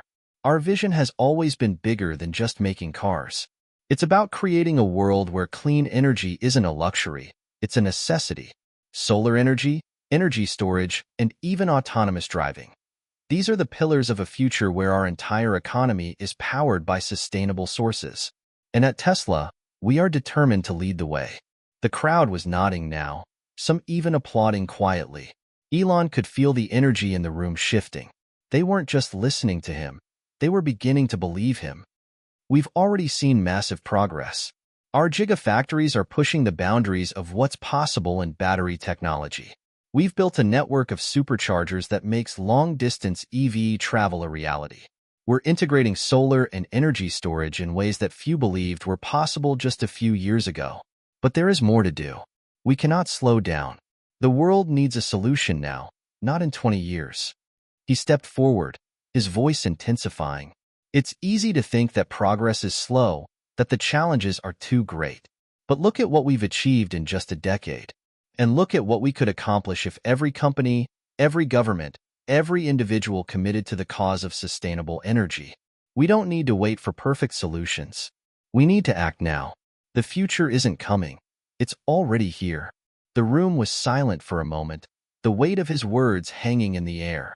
Later that evening, after the speech was over, Elon stood in the back of a crowded gala at Davos, reflecting on the day's events. The response had been overwhelmingly positive, but there was something gnawing at him. The speech had gone well, yes, but he couldn't shake the feeling that there was still so much more to do. He was approached by several influential figures, CEOs, economists, even a few political leaders. They all praised his vision for the future, but he could tell that some of them were still skeptical. They needed results, not just rhetoric. The road ahead was still long, and no amount of public speaking could change that. The next morning, back at Tesla's headquarters in California, Elon was already hard at work. Despite the acclaim from Davos, his mind was on the next challenge, taking Tesla's mission to the next level. He couldn't afford to rest. The moment he stepped into his office, Sarah was waiting for him with an update. "We've got a breakthrough on the battery technology front," she said, handing him a report. "Our engineers have come up with a new design that could cut costs by 30% and increase energy density by 15%. It's not final yet, but it's looking promising." Elon's eyes lit up as he scanned the report. This could be huge. It was the kind of breakthrough that could change everything, the kind of progress Tesla needed to stay ahead of the curve. "This is exactly what we need," he said, putting the report down. "Let's get the teams moving on this right away. I want to see a prototype in the next 6 months." As Sarah left the office, Elon leaned back in his chair, feeling the familiar surge of excitement. Tesla had made it through the storm, but now it was time to push even harder. The world was watching, and this was only the beginning. For Elon Musk, the journey was far from over. The future was waiting, and he intended to lead the charge into it. The days that followed the World Economic Forum in Davos felt surreal for Elon. His speech had received rave reviews, and the media buzz around Tesla was at an all-time high. But as always, his mind was already focused on the future, on the next breakthrough, the next challenge, the next horizon. Tesla had weathered the storm of internal conflicts, production delays, and public scrutiny, but now it was poised to become something more than just an electric car company. It was on the cusp of a massive transformation that would elevate it into a multifaceted leader in global sustainability. But with growth came responsibility, and Elon knew the real battle was just beginning. The first significant challenge on the horizon was Tesla's ability to scale quickly enough to meet the rising demand for electric vehicles. The gigafactories were ramping up production, but Elon wanted more. The world's appetite for sustainable energy solutions had never been greater, and Tesla needed to take full advantage of that moment. The competition was also closing in. Rivals like Rivian and Lucid Motors had emerged as serious contenders in the EV market, and legacy automakers were beginning to invest heavily in electric technology. But Elon wasn't focused on what others were doing. He was focused on Tesla's singular path, building a world-changing infrastructure that didn't just serve the car market, but expanded into solar power, energy storage, and autonomous driving. One evening, as Elon was reviewing blueprints for the next generation of solar roofs, he received a call from John, one of Tesla's top engineers. "Elon, you need to see this. We've got something big," John said, his voice filled with excitement. Elon's curiosity piqued immediately. "What's going on?" "We've been working on a new kind of energy storage unit. It's a game changer." I think it could be the missing piece for scaling Tesla's energy division. We're talking about a storage system that's not just more efficient, but can be produced at a much lower cost. I want you to come by and see it firsthand. Elon agreed, making his way to the lab in the Tesla facility, a place he hadn't visited in a while due to his intense focus on the company's external-facing goals. When he arrived, John and his team were already there, surrounded by prototypes and models. "This is it," John said, gesturing to a sleek, compact unit sitting on a table. It was smaller than anything they had built before, but it looked cutting-edge, elegant, almost futuristic. Elon's mind raced. Tesla's energy division had always had great potential, but the cost of storage had been one of the biggest barriers to adoption. If this breakthrough was as significant as it seemed, it could accelerate Tesla's mission in ways he had only dreamed of. "So, what's the deal with this thing?" Elon asked, leaning in to examine the unit. "We've integrated new battery chemistry that allows for a much higher energy density," John explained. "But the real breakthrough is the scalability. This unit can be mass-produced at a fraction of the cost of current systems, and it's designed for both residential and commercial use. We believe it can bring clean energy storage to the masses." Elon's excitement was palpable, but he kept his focus. "This could be it," he said quietly. "This could be the product that helps us move from being a car company to a true energy company. If we get this right, we're talking about a revolution in how the world stores and uses energy." John nodded. "Exactly. We've still got some testing to do, but we're optimistic. If we push hard, we can have this ready for market within the year." The next morning, Elon stood before his leadership team, eager to share the news. He didn't waste time with pleasantries. "This energy storage unit is the next frontier for Tesla," he began. "We can't just be known for making cars. Our mission is far bigger than that. This breakthrough is our chance to lead the world into a new era of clean energy. I need everyone on board. We're going to prioritize this." The team was stunned. They had been aware that Tesla's energy division was important, but this was something far more significant than anything they had imagined. This was a true step forward, not just in terms of innovation, but in how Tesla could change the global energy landscape.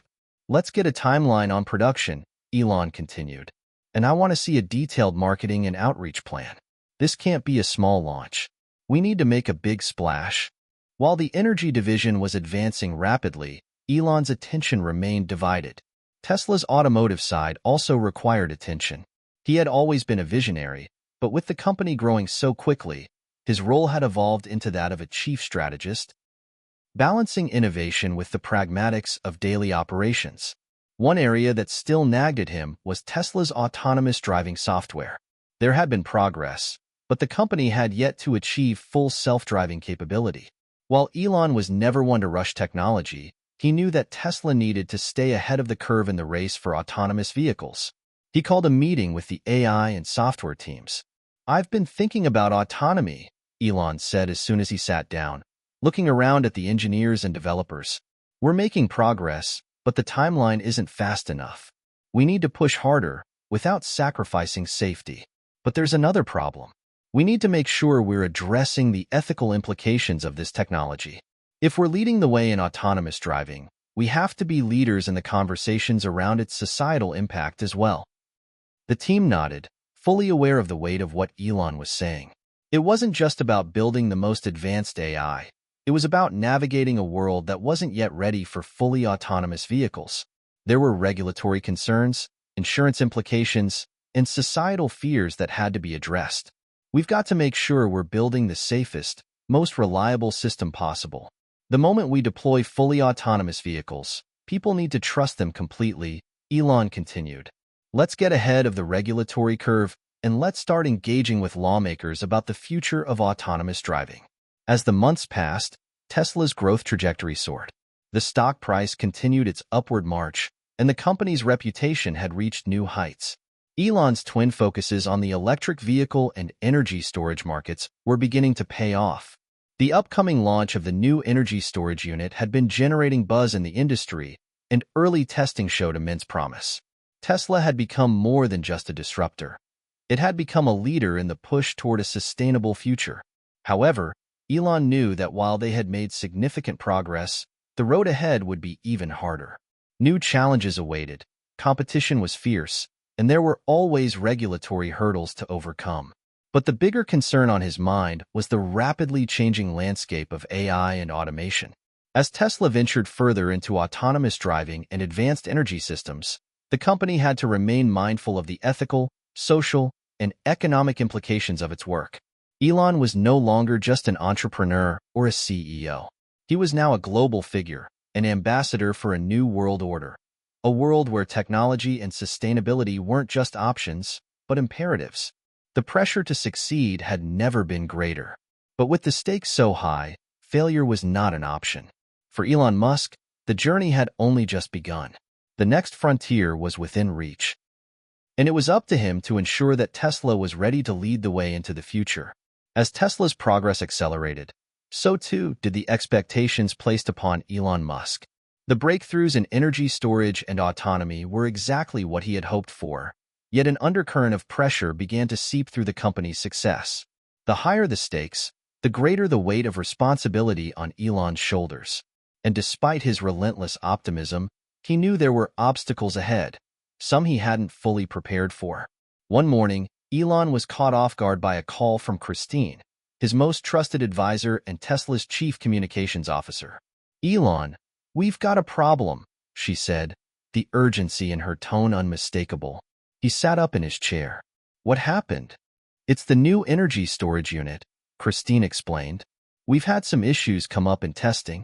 Some units have failed under extreme conditions, overheating, causing electrical faults. We can't have that getting out. It could be disastrous for our reputation, especially now that we've announced the launch." Elon's mind raced. They had invested too much into this technology. The implications of failure were huge, not just for the future of Tesla's energy division, but for the company's entire mission to become a leader in global sustainability. "How bad is it?" Elon asked, his voice tight. "We're still gathering all the data, but the issues are significant enough that we need to stop production for now," Christine replied. "I'll have the full report for you in the next few hours." Elon leaned back in his chair, feeling a tightness in his chest. He had always prided himself on pushing the envelope, taking risks, and innovating at lightning speed. But this was different. He knew that if Tesla rushed the release of a product with these kinds of issues, it could set them back years. Worse, it could create a public relations nightmare that would taint everything Tesla had worked for. "We can't afford to go to market with a product that's not ready," Elon muttered to himself, then more firmly, "Put the brakes on the launch. We'll figure this out." The next few days were a blur of meetings, testing, and crisis management. Elon had called in the best engineers from Tesla's energy division to work around the clock. The entire company was on edge. Every hour that passed without a solution felt like an eternity. Despite the chaos, Elon remained laser-focused. He knew this was part of the game. Every company that truly changed the world had to face these kinds of setbacks. But the challenge now was navigating the media storm. Christine worked tirelessly with the press to spin the situation in a positive light, assuring the public that Tesla was committed to safety and would take the necessary time to ensure the product met the highest standards. But Elon knew that words could only go so far.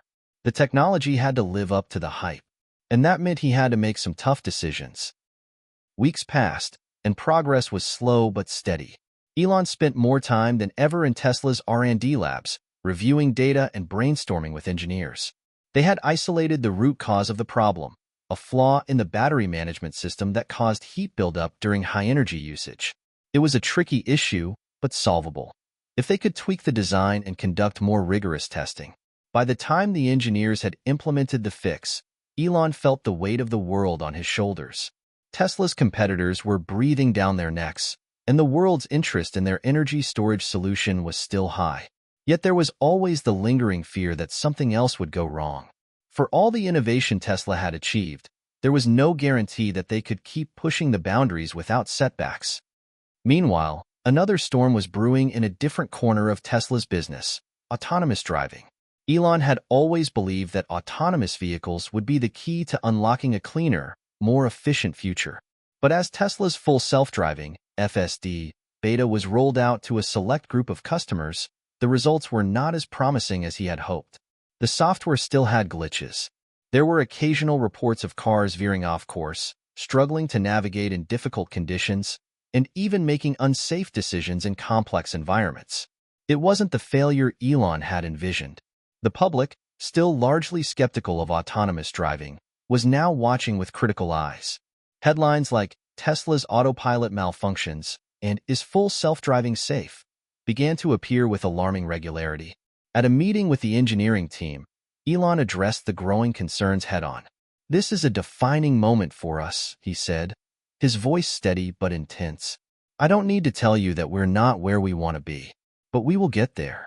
The question is, can we fix this before it becomes a PR disaster?" The team was silent, each person acutely aware of the gravity of the situation. "We need to double down on safety," Elon continued. "I want every edge case covered, every scenario accounted for.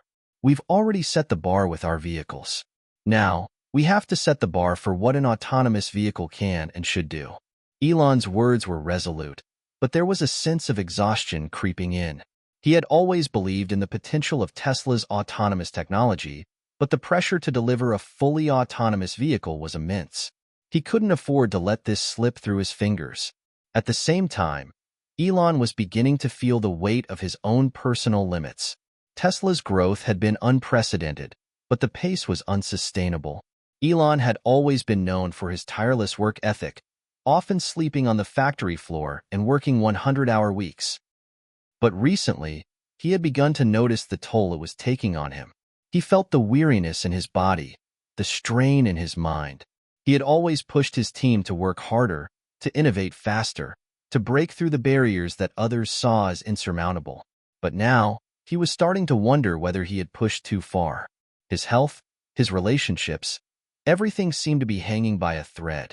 One night, after a particularly grueling day, he found himself sitting alone in his office, staring at the blinking cursor on his computer screen. He'd been drafting an email to his team about their next steps, but he couldn't bring himself to finish it. His mind was elsewhere. For the first time in years, Elon allowed himself a moment of reflection. Was this all worth it? Was it worth sacrificing his health, his peace of mind, his time with his family for a future that was still uncertain? The mission he had started years ago, to change the world, to accelerate humanity's transition to sustainable energy, had become something much bigger than he had ever imagined. But the cost had also grown. He had pushed himself and his team to the brink, and now he was starting to feel the weight of it all. Elon's personal struggle was becoming more pronounced, and his team could sense it. They knew that if Tesla was going to keep pushing the envelope and achieve the goals Elon had set for the company, something had to change. They needed more than just a CEO. They needed someone who could lead not just with vision, but with the resilience to weather the inevitable setbacks that lay ahead. The cracks were beginning to show, not in the company, but in Elon himself. And while Tesla's future was still bright, the question remained. Could Elon Musk sustain the intensity of his ambition, or would the relentless pressure ultimately break him? As Elon stared out the window of his office, he realized that the hardest part of the journey wasn't just about building a better car or launching a new product. It was about finding the balance between his personal limits and the extraordinary legacy he was trying to build. The world was watching, but this time, so was he. The pressure continued to mount, and Elon felt the tension in every corner of Tesla. The problems with the energy storage unit and the inconsistencies in the autonomous driving software were consuming not only his thoughts, but also the morale of his team. They had pushed hard, but the repeated setbacks were beginning to take their toll. Elon made a decision. It was time for a change in strategy. Rather than attempting to solve every problem alone, he needed to lean on his team more and create a culture that encouraged collaboration and innovation. He gathered his executive team for a brainstorming session, hoping to rally their spirits and ideas. As everyone settled into the conference room, the atmosphere was heavy with unspoken concerns. Elon took a deep breath before addressing them. "I know things have been challenging lately," he began, "but this is also an opportunity for us to pivot. We can't keep operating under the old model where everything relies on one person, me. We need to empower each of you to take ownership of your projects. I want your ideas, your insights, and your solutions." The executives exchanged glances, surprised at the shift in Elon's approach. Christine, Ever the pragmatist, spoke up first. What are you envisioning, Elon? How do we shift the culture here? Let's form cross-functional teams that can tackle specific challenges together, he suggested. We need a think tank that's not just about product development but about problem-solving as a whole. Let's break down the silos. Over the following weeks, the atmosphere at Tesla began to change. The newly formed think tanks brought together engineers, marketers, and strategists, fostering an environment of collaboration.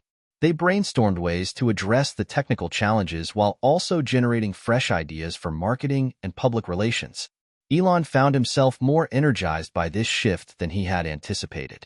He encouraged open communication, and for the first time, team members felt free to voice their concerns without fear of backlash. The executives reported a renewed sense of purpose among the teams as they tackled the pressing issues together. In the lab, the engineers were hard at work refining the energy storage unit. John, who had initially brought the prototype to Elon's attention, took the lead. We're rethinking our entire approach to thermal management, he announced during one of their brainstorming sessions. If we can redesign the cooling system, we should be able to prevent overheating during high-demand scenarios.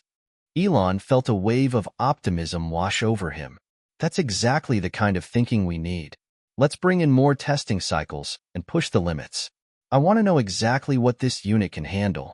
The team rallied around John's idea, and soon they were conducting tests at an unprecedented pace. The engineers thrived under this new collaborative approach, sharing their knowledge and skills in ways they hadn't before. Simultaneously, the autonomous driving team was taking a similar approach. They had formed their own think tank, focusing on safety and reliability. The team held daily meetings to analyze the data from the FSD beta users, brainstorming solutions to the problems that arose. One afternoon, after reviewing user feedback, one of the engineers suggested, "What if we incorporated real-time feedback from users directly into our machine learning models? We could refine the algorithms based on actual driving conditions." Elon was impressed. That's brilliant. Let's roll it out in the next update and see how it impacts performance. As the months went by, the collaborative environment at Tesla began to bear fruit. Testing on the energy storage unit showed promising results, and the safety features of the FSD software were being improved with each iteration. The teams felt invigorated, and the sense of ownership was palpable. However, there were still lingering doubts. Despite the successes, Elon worried about the upcoming public demonstration of the energy storage unit. It was crucial to regain public trust after the earlier setbacks. The event would showcase Tesla's advancements to the world, and the stakes were higher than ever. The day of the demonstration arrived, and Elon felt a mix of excitement and anxiety. He stepped onto the stage in front of a packed audience and a swarm of media representatives, ready to present the company's latest innovation. "Thank you all for being here," he began, his voice steady but firm. "Today, we're not just unveiling a product. We're unveiling a vision of a sustainable future that's powered by clean energy." As he spoke, the energy storage unit was revealed behind him, sleek and modern. He outlined the improvements they had made, focusing on the rigorous testing and the new safety features that would set this product apart. As the demonstration unfolded, a live feed showed the unit in action, powering a series of lights and appliances under various conditions. The audience watched in awe as everything functioned seamlessly, a testament to the hard work that had gone into its creation. Elon finished with a powerful statement. "We're committed to leading the way in sustainability, and today is just the beginning. Together, we can change the world." The applause was thunderous, and Elon felt a sense of relief wash over him. This was the moment they had all been working toward. In the days following the demonstration, the media response was overwhelmingly positive. Articles praised Tesla for its resilience, innovation, and commitment to safety. Sales for the energy storage unit skyrocketed, and the company's stock price surged once again. Yet, even amidst the triumph, Elon couldn't shake the nagging feeling that he needed to address his own well-being. He had invested so much energy into leading Tesla through challenges, but now he realized he also needed to invest in himself. One evening, he called a family meeting. Sitting around the dinner table, he looked at his children, each one growing up so fast, each one eager for their father's attention. "Listen, I know I've been busy," Elon began, glancing around the table, but I want to make a change. I need to be more present, not just as a CEO, but as your dad." His children exchanged glances, surprised but hopeful. "I'm going to start prioritizing family time," he continued. "We'll have family dinners more regularly, and I'm going to make sure I'm at your games and events. I've realized that while changing the world is important, so is being there for you." As he spoke, he felt a weight lift off his shoulders. The balance he had sought for so long was finally within reach. Over the next few months, Elon found a renewed sense of purpose, not just in his work, but in his life. He began delegating more tasks at Tesla, allowing his team to take the lead while he focused on the bigger picture. He made it a point to spend weekends with his family, enjoying time together without the constant pressure of work looming over them. With the collaborative culture flourishing at Tesla and his own life becoming more balanced, Elon felt a sense of clarity he hadn't experienced in a long time. He was ready to tackle the next challenges head-on, but this time, he wouldn't do it alone. The journey was far from over, but as he looked to the future, Elon Musk felt more equipped than ever to face whatever came next. Tesla was on the verge of a new era, one filled with possibilities, and for the first time in a while, he was excited, not just for the company, but for his own life as well. As Tesla's momentum grew, Elon Musk found himself pulled in multiple directions. The success of the energy storage unit and the improvements to full self-driving were key milestones, but with them came new challenges. The world's eyes were fixed on Tesla, on him. It was both exhilarating and overwhelming. The relentless pace of innovation, the press conferences, and the constant barrage of decisions left little room for anything else. But Elon had made a promise to himself and his family. He would not lose sight of what mattered most. His new approach to leadership was beginning to show results in the company, and even his personal life was slowly finding a rhythm. Yet, the pressure still lingered, especially with the upcoming launch of Tesla's most ambitious product yet, the Cybertruck. Elon's vision for the Cybertruck was grand. It wasn't just a new vehicle, it was a statement, a bold, unapologetic declaration of Tesla's commitment to the future of transportation. Its angular design, stainless steel exoskeleton, and uncompromising toughness had already made waves since its first reveal. But as the launch date approached, Elon felt the weight of its significance pressing down on him. If this vehicle didn't resonate with the market, if the hype didn't meet expectations, it could put a dent in Tesla's image. He had seen firsthand how a misstep in the market could send shockwaves. The Model 3 had been Tesla's savior, but even it had encountered growing pains, production delays, battery issues, and of course, the occasional misjudged tweet. Now, with the world's focus on the Cybertruck, every move he made felt monumental. One evening, as Elon reviewed the final production models of the Cybertruck, his mind wandered. The team had been pushing to meet deadlines, but there was always a lingering thought in the back of his head. Am I asking too much? He had been known for his high standards, sometimes so high that it bordered on impossible. There was always the nagging question of whether Tesla had grown too large for the hands-on approach that had served him well in the past. Could the company continue to innovate at the pace it had set without his constant intervention? As he stood before the nearly finished prototype of the Cybertruck, his thoughts were interrupted by a soft knock at the door. It was Christine. "Elon, we need to talk," she said, her tone more serious than usual. Elon turned to face her, an eyebrow arched in curiosity. "What's going on?" Christine stepped into the room, closing the door behind her. "It's about the Cybertruck launch. We're getting some feedback that I think you need to hear, especially from the investors." Elon's heart skipped a beat. He knew what this meant. Investors had been waiting for the Cybertruck to prove that Tesla wasn't just a niche player in the electric car market, but a serious contender in the broader automotive industry. If it faltered now, there could be consequences. "What are they saying?" Elon asked, his voice tight. "There's concern about whether the market is ready for something so radically different. Some of them are worried that we might be overestimating the demand. The design is controversial, to say the least, and they're concerned about production scalability.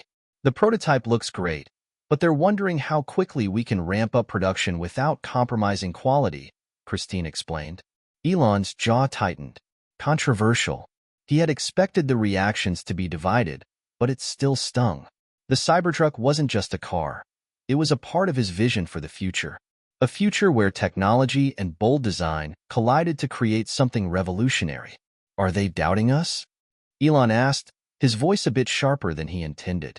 Christine hesitated before answering. It's not that they're doubting, but they want reassurance.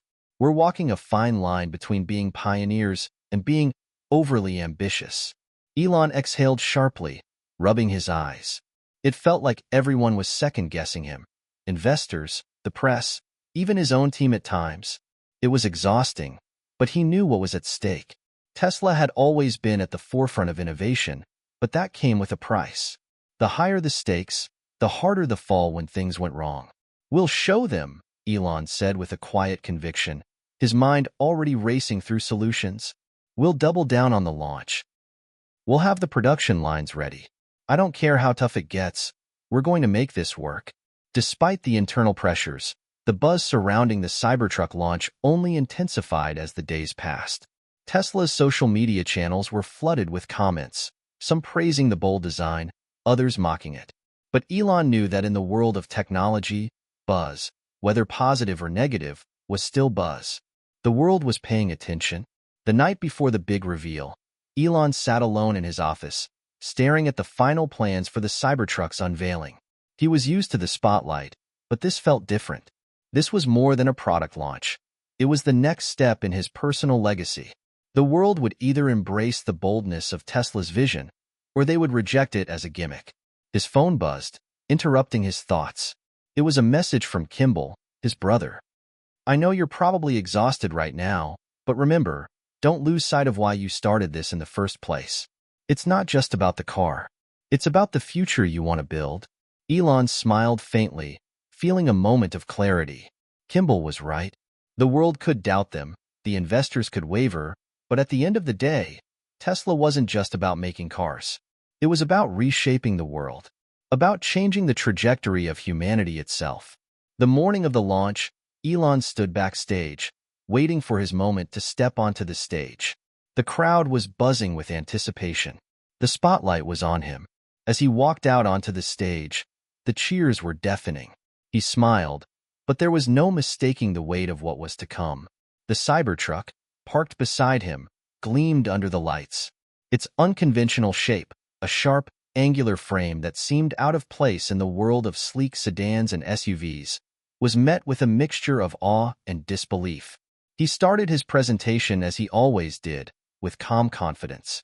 This isn't just a truck, he began, his voice steady. This is a revolution.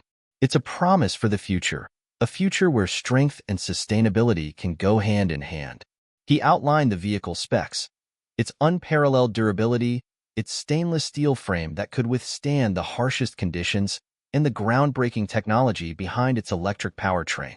But then, just as he was finishing his speech, something unexpected happened. One of the vehicle's windows shattered during a demonstration.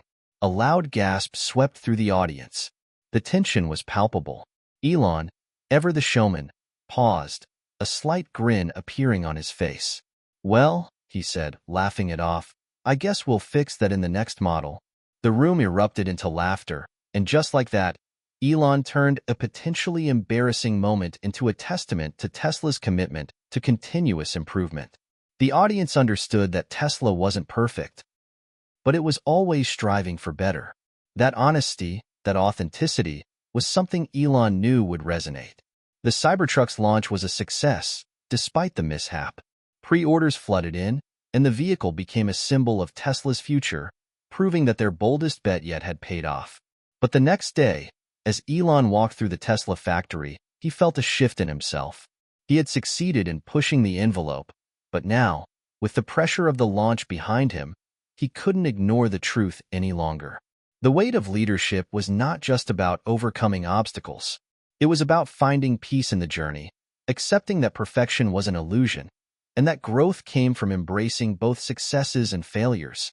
For the first time in a long while, Elon felt a sense of calm settle over him.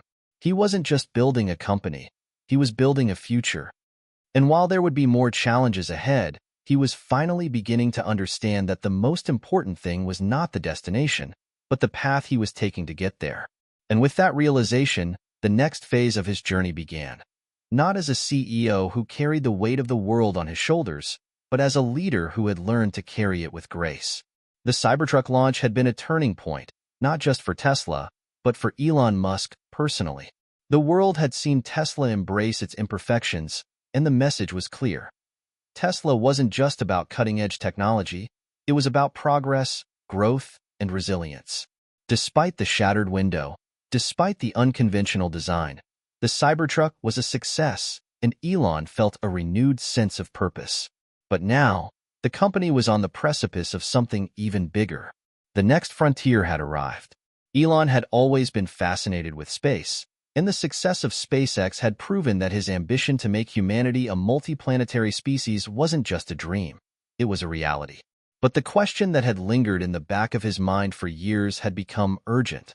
How could he tie together his ventures into one overarching vision?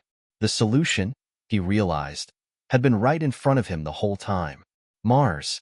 It had been a long-standing goal of Elon's to make life interplanetary, to colonize Mars and ensure the survival of humanity beyond Earth.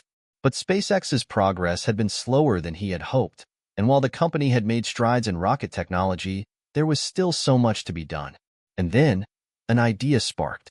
Why couldn't Tesla help accelerate SpaceX's mission? After all, the technologies were related. Autonomous driving systems, renewable energy, battery storage, and material science were all fields Tesla had mastered.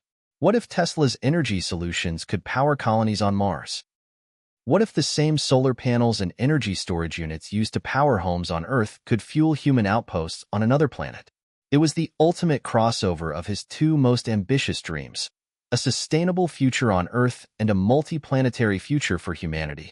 Elon called a meeting with the leadership teams of both Tesla and SpaceX. Christine, Kimball, and a few key executives were gathered around the table in the Tesla boardroom as Elon began his pitch. Imagine a world where Tesla isn't just making electric vehicles, he began. We're providing the energy infrastructure that powers entire cities, on Earth and beyond. Imagine solar farms on Mars, connected to energy storage systems that allow us to sustain life on a planet that's hostile to humans. What if we could start building the future of humanity today, here and on Mars? There was a stunned silence around the table. Christine was the first to speak.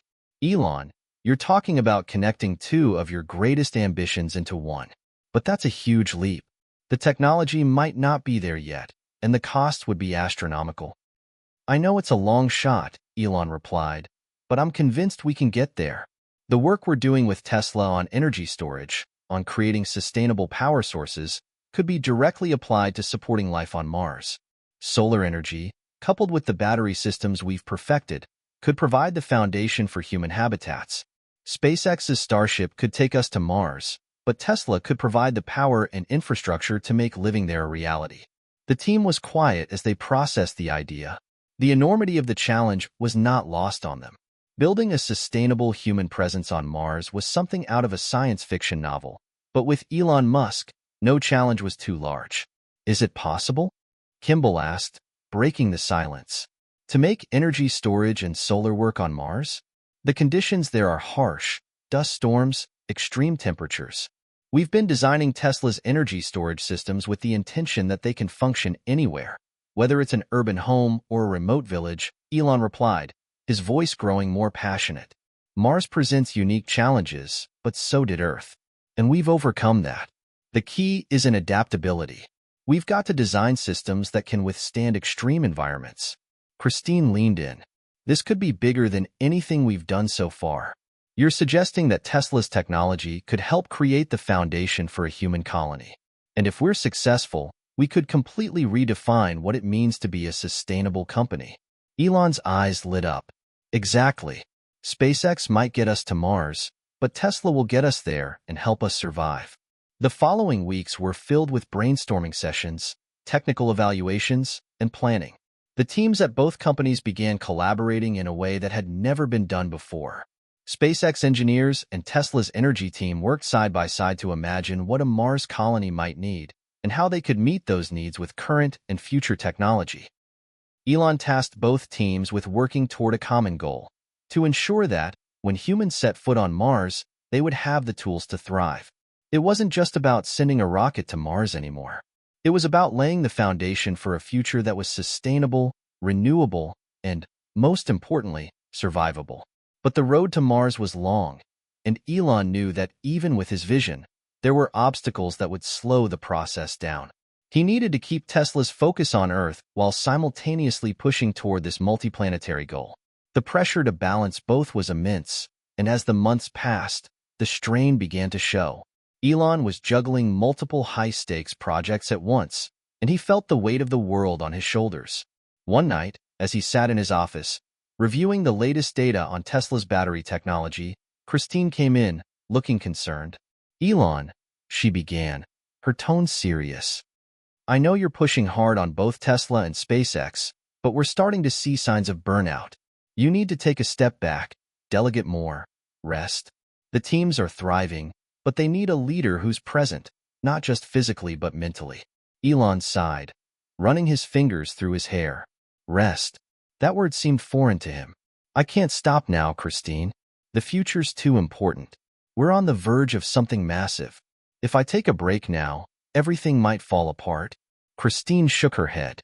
"You've said that before. But you're not alone anymore, Elon. You've built something incredible. The teams are capable of taking on more. You need to trust them to carry the load, at least some of it." Elon looked out the window, contemplating. She was right, of course. Tesla and SpaceX had grown beyond him, and that was a good thing. It was time to let the next generation of leaders take on more responsibility. They had earned it. "I guess it's time," Elon finally said, his voice soft but resolute. "Time to let go of the reins a little. The mission is bigger than me." With that decision, Elon made his first real steps toward delegating. He trusted his leadership teams to carry the torch. The burden of being everything to everyone was beginning to lift, and for the first time in years, he allowed himself to breathe a little easier. As he walked through the Tesla factory one morning, surveying the progress on the latest energy storage units, Elon felt something shift within him. The company was in good hands. His vision had come to life, and it was no longer dependent on just him. The teams had found their rhythm, and with the new, collaborative culture in place, he knew that Tesla would continue to innovate and push boundaries, even without him at the helm every single day. He didn't have to carry the weight of the future alone. The future was a collective effort. And as Elon looked ahead, at Tesla's growing fleet of electric vehicles, SpaceX's relentless journey to Mars, and the sustainable energy solutions that could power both planets, he felt a sense of peace settle over him. The future was, in fact, in very good hands. And it was just beginning. With his decision to step back slightly from the day-to-day operations of Tesla and SpaceX, Elon Musk found himself in unfamiliar territory. The constant pressure and the overwhelming need to lead at the forefront had been his driving force for years. But now, as his teams began to take on more responsibility, Elon was left to confront an important question. What was his true role in this new era of innovation? He knew the answer, even if it was hard to admit at times. His role had always been about pushing the boundaries of what seemed impossible. Now, he had to let others carry the load and, perhaps, guide the overall direction, focusing on the broader, more visionary goals. The new phase of Tesla's growth was thrilling in its own right. The company's electric vehicles were flying off the production lines, and their energy storage systems were making huge strides. But Elon's mind had already shifted toward what came next. The world was on the verge of a major transition, and Tesla, under his guidance, was uniquely positioned to lead it. Climate change was one of the most pressing issues of the century, and though Tesla's products had already made an impact, Elon knew that the world needed more than just electric cars to solve this global crisis. The idea of transforming the world into a truly sustainable place, one that operated on clean energy, from homes to factories to entire cities, was an ambition that stretched far beyond Tesla's current capabilities. Yet it was clear to Elon that Tesla's energy systems were key to solving it. Solar power, combined with energy storage, could power entire nations, potentially eliminating the reliance on fossil fuels for good. But scaling that up would take vision, capital, and the will to make bold moves. The solution, he realized, lay in creating energy networks, vast interconnected grids of solar farms, wind turbines, and battery storage units. These networks would not only reduce humanity's carbon footprint, but also create energy independence. In essence, it would democratize power, making energy universally accessible and clean. One evening, while sitting in his office overlooking the Tesla campus, Elon began to sketch out his vision for the future on a whiteboard. His thoughts came together quickly. Solar City, a company Tesla had acquired years ago, would play a key role in expanding solar energy across the globe. Tesla's gigafactories, which produced batteries and electric vehicles, could be repurposed to scale up energy storage capabilities. All the pieces were there. The challenge was in coordinating them. He sent a message to Christine. We need to accelerate the energy grid projects. It's not just about cars anymore. It's about the planet. The following weeks saw a flurry of activity at Tesla. Elon convened a task force dedicated entirely to expanding Tesla's energy products, focusing on creating the infrastructure that could power homes, cities, and entire countries. The task was daunting, but the team was energized. They were no longer simply a car company. Tesla was on its way to becoming the leader in renewable energy. As the weeks turned into months, it became clear that the company was facing new challenges that were bigger than anything it had tackled before. Scaling solar energy production required partnerships with governments, utilities, and other energy companies, many of whom were still heavily invested in fossil fuels. Elon had always been known for his unconventional methods, but this would require an entirely new level of boldness. The road to a sustainable future was going to be long, and he knew there would be resistance. Some of the old guard in the energy industry would never give up their grip on the market willingly. We can't just play nice with these guys, Elon told his senior team in one of their strategy meetings. We're going to have to be bold, aggressive, even. If we're going to make a real difference, we have to push harder than anyone thought possible. The team agreed. Tesla would no longer be a challenger in the energy industry. It was time to redefine the entire landscape. But the challenge was bigger than just fighting for market share. Elon knew that the biggest obstacle was not technological, it was the human element. The resistance to change was inherent in all industries, but in energy, it was particularly fierce. Fossil fuel companies had entrenched interests, and convincing governments to change the way they approached energy was no small task. There would be battles to fight, both in boardrooms and in the courtrooms. And then there was the global stage. Some countries, especially developing ones, would need to leapfrog over traditional infrastructure in order to adopt clean energy solutions at scale. In many ways, Tesla's energy mission had the potential to do for developing nations what the internet had done. Transform them into global players by offering them access to renewable energy without the burden of outdated infrastructure. Tesla could lead that charge, but Elon knew it would take more than just technology. It would take diplomacy, leadership, and a willingness to challenge the status quo. On a trip to India to meet with government officials about bringing solar and battery solutions to rural communities, Elon found himself standing in the midst of a solar farm. The wind was hot, and the landscape was expansive, dotted with solar panels as far as the eye could see. Elon felt the significance of the moment. The very thing he had dreamt of was beginning to take shape. But it was also a stark reminder of how much work lay ahead. The panels stood proudly in the sun, but the infrastructure to connect them to millions of homes was still missing. There was no easy way to get the energy from the farm to the people who needed it. Yet Elon felt a renewed sense of purpose. This was bigger than Tesla. It was about changing the way the world powered itself. Back at Tesla headquarters, the teams were pushing forward. The energy division was ramping up production of Tesla Powerwalls and Power Packs, while simultaneously working on new, larger-scale grid systems. Solar farms were being expanded in key locations, and the first steps were being taken to create a worldwide energy network. But as Tesla's influence in the energy sector grew, so did its enemies. The fossil fuel industry fought back with everything they had, spending millions on lobbying and legal battles to slow Tesla's momentum. The legal teams at Tesla worked overtime, defending against claims of unfair business practices and antitrust issues. It was clear that the path to a cleaner, more sustainable energy future would not be smooth.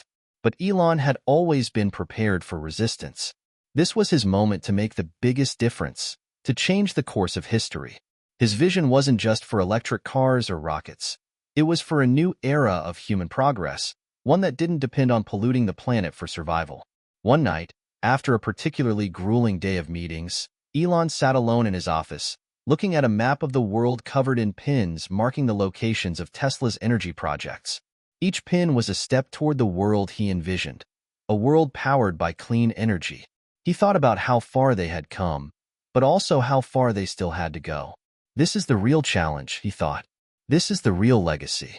Elon's phone buzzed. It was a message from Kimball. "You're doing it, Elon. The world will remember this." Elon smiled faintly. The road ahead was still uncertain, but for the first time in a long while, he felt that the work he was doing was truly for the greater good. This wasn't just about technology or innovation. It was about the survival of humanity itself. The stakes had never been higher, but neither had the potential for change.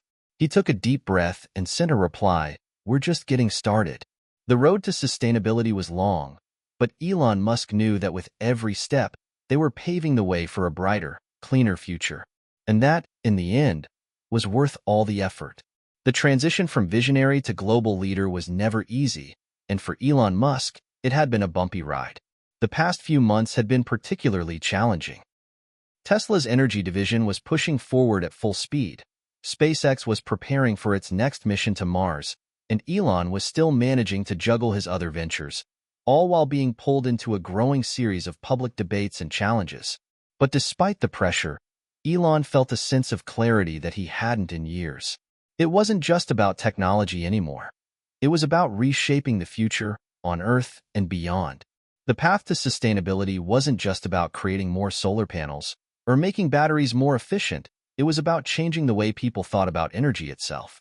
And more importantly, it was about making those changes accessible to everyone. It was a crisp morning when Elon found himself standing in front of a brand new solar-powered community in rural Kenya.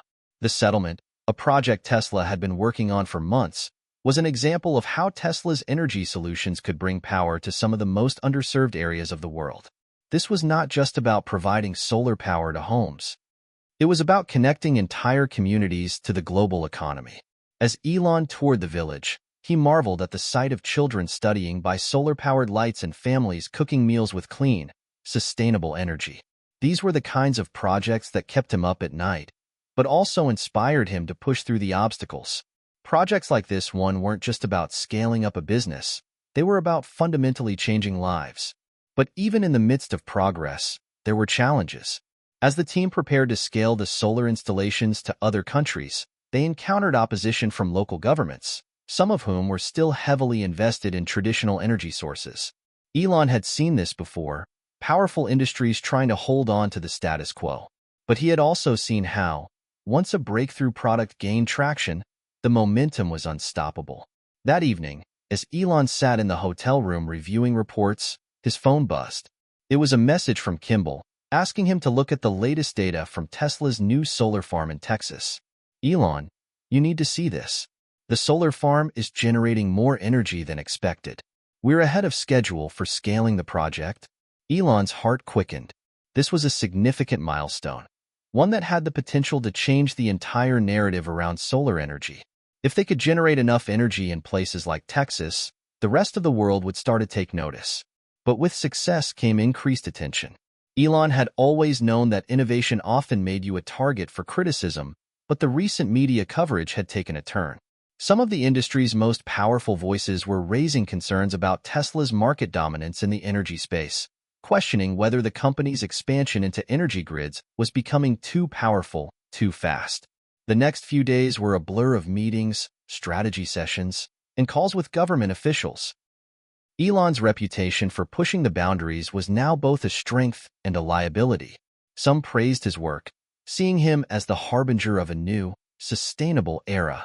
Others viewed him as a disruptor, someone whose ambition threatened the established order. At the heart of it all was one question. Could Tesla scale quickly enough to meet the needs of a world facing climate change? Elon didn't just want Tesla to be a leader in electric vehicles. He wanted it to be the foundation for a new world, a world that no longer relied on fossil fuels for its survival.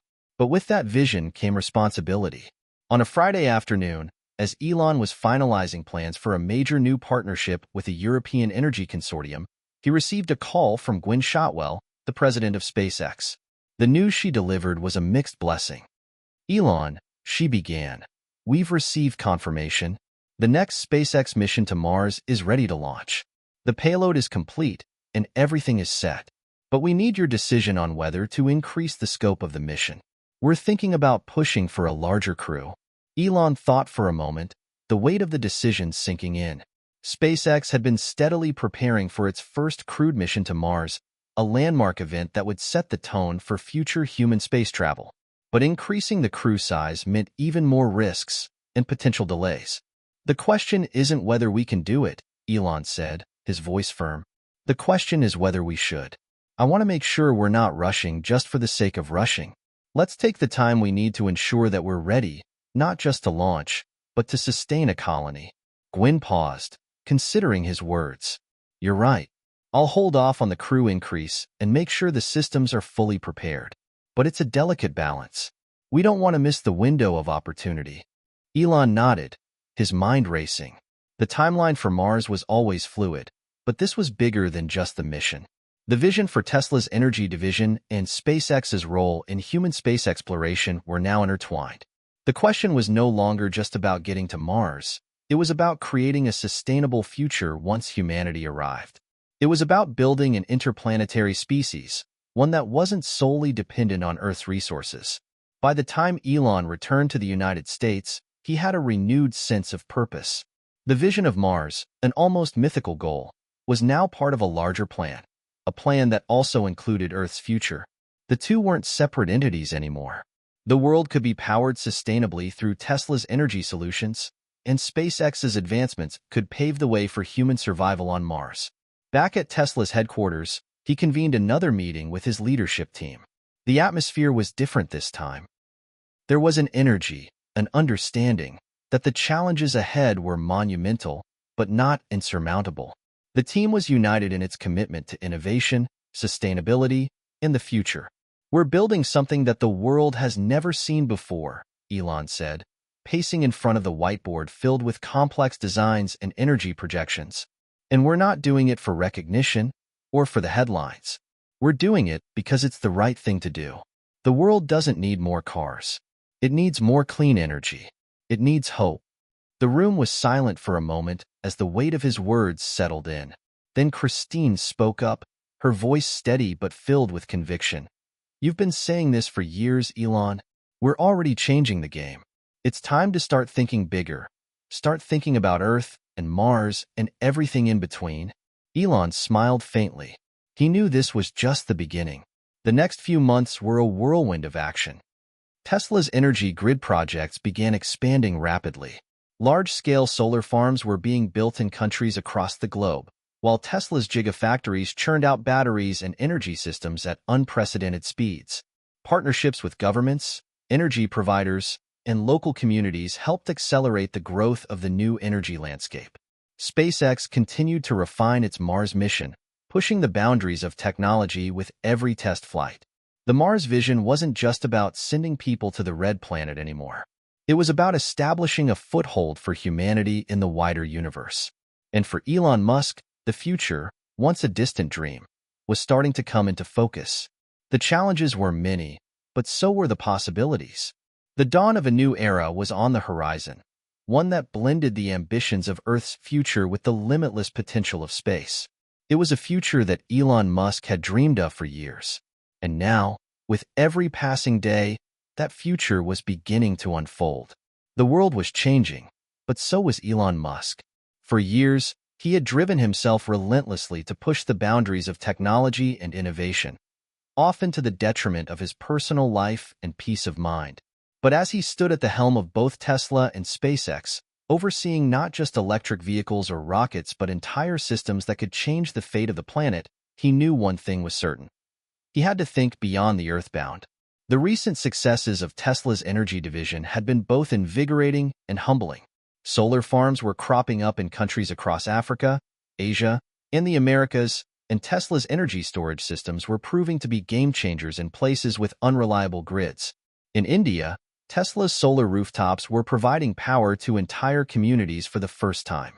But even with all the success, Elon knew that real sustainability wasn't just about keeping the lights on. It was about rethinking what it meant to thrive on Earth. And that was where SpaceX came into play. It had always been Elon's long-term vision, to make humanity an interplanetary species. The success of Tesla's energy solutions had made him more convinced than ever that Earth could be saved from the brink of environmental collapse. But the opportunity to leave Earth, to become a multi-planetary species, wasn't just about survival. It was about evolution. It was about taking humanity's most primal instincts, curiosity, exploration, and survival, and extending them to the stars. As SpaceX's plans for Mars continued to move forward, Elon's vision for a sustainable future expanded. It was no longer enough to get people to Mars. He was thinking much bigger. A thriving, self-sustaining colony on Mars would require the same principles of clean, renewable energy that he was advocating for on Earth. This was the ultimate test, the final frontier in the battle for humanity's future. A few months into the Mars mission preparation, Elon sat with his top engineers at SpaceX's headquarters in Hawthorne, California. They had just received confirmation that the next generation of the Starship was ready for its first test flight. "Elon," Gwen Shotwell said, her voice steady but excited, "we've done it. The new Starship has passed all tests. It's ready for the next step, an orbital flight with a payload. And after that, we're a few months away from the first crewed flight to Mars." Elon felt the weight of those words. The idea of sending people to Mars had always seemed like a far-off dream. But now, it was within reach. This was no longer science fiction. It was happening. "We have to be ready," Elon replied, his voice low. "Not just for the journey, but for what comes after. If we're going to establish a human presence on Mars, we need to think of everything. Energy, food, shelter. All of it needs to be sustainable." "We've been working on it," Gwen responded. "The solar systems are in place for the base. We've been testing energy storage solutions on Earth that will be adapted for Mars, including the solar fields that will power the first human colony." Elon nodded, already seeing the pieces coming together. It wasn't just about getting to Mars. It was about building a new civilization, one that was powered by clean energy, sustainable practices, and an unwavering belief in human ingenuity. Back at Tesla, things were equally exciting. The world was starting to notice the shift in the energy industry as Tesla continued to revolutionize the way people thought about power. The company's new solar panels were more efficient than ever, and the Powerwall and PowerPack systems were becoming mainstream for homeowners and businesses. Large-scale energy storage systems were now capable of handling entire cities' worth of power. Christine, who had become more deeply involved in the energy side of the business, approached Elon with an idea that could accelerate Tesla's vision of global sustainability. "Elon," she began, "we've been talking a lot about how solar power is the future, but what if we could take this a step further? What if we could create a way for entire cities to run entirely on solar energy and battery storage? No reliance on the grid whatsoever." Elon leaned forward. "Go on. Imagine a world where people don't need to rely on utility companies or fossil fuel plants. If we can build an energy ecosystem that makes cities energy independent, that could change everything. Cities would be self-sufficient, able to create and store their own power. We could even make these systems mobile energy hubs that could be deployed in any part of the world." Elon's mind began to race. This was more than just the next big business idea. This was the blueprint for a future where the power was in the hands of the people, literally. The vision of self-sustaining cities, powered entirely by clean energy, was something he had dreamed about for years. But now, thanks to advancements in Tesla's technology, it was possible. The world didn't have to rely on outdated power grids or central utility providers. It could have an energy renaissance, powered by the sun, stored in Tesla batteries, and distributed across cities. "Let's make it happen," Elon said, a smile tugging at the corners of his mouth. "We've got the technology, and we've got the resources. Let's scale it. Let's turn every city into a microgrid that runs entirely on renewable energy." As Tesla's energy initiatives gained traction, Elon's thoughts turned once again to Mars. In many ways, his work on Earth was preparing him for the challenges of colonizing the Red Planet. Every innovation, from solar energy to self-sustaining habitats, was a building block for humanity's future off-world. But it wasn't just the technology that was key. The survival of humanity on Mars would require a new mindset, a mindset of collaboration, resilience, and long-term thinking. Elon knew this wasn't going to be easy. It wasn't just about surviving the first few years on Mars. It was about creating a sustainable, thriving colony that could survive for generations.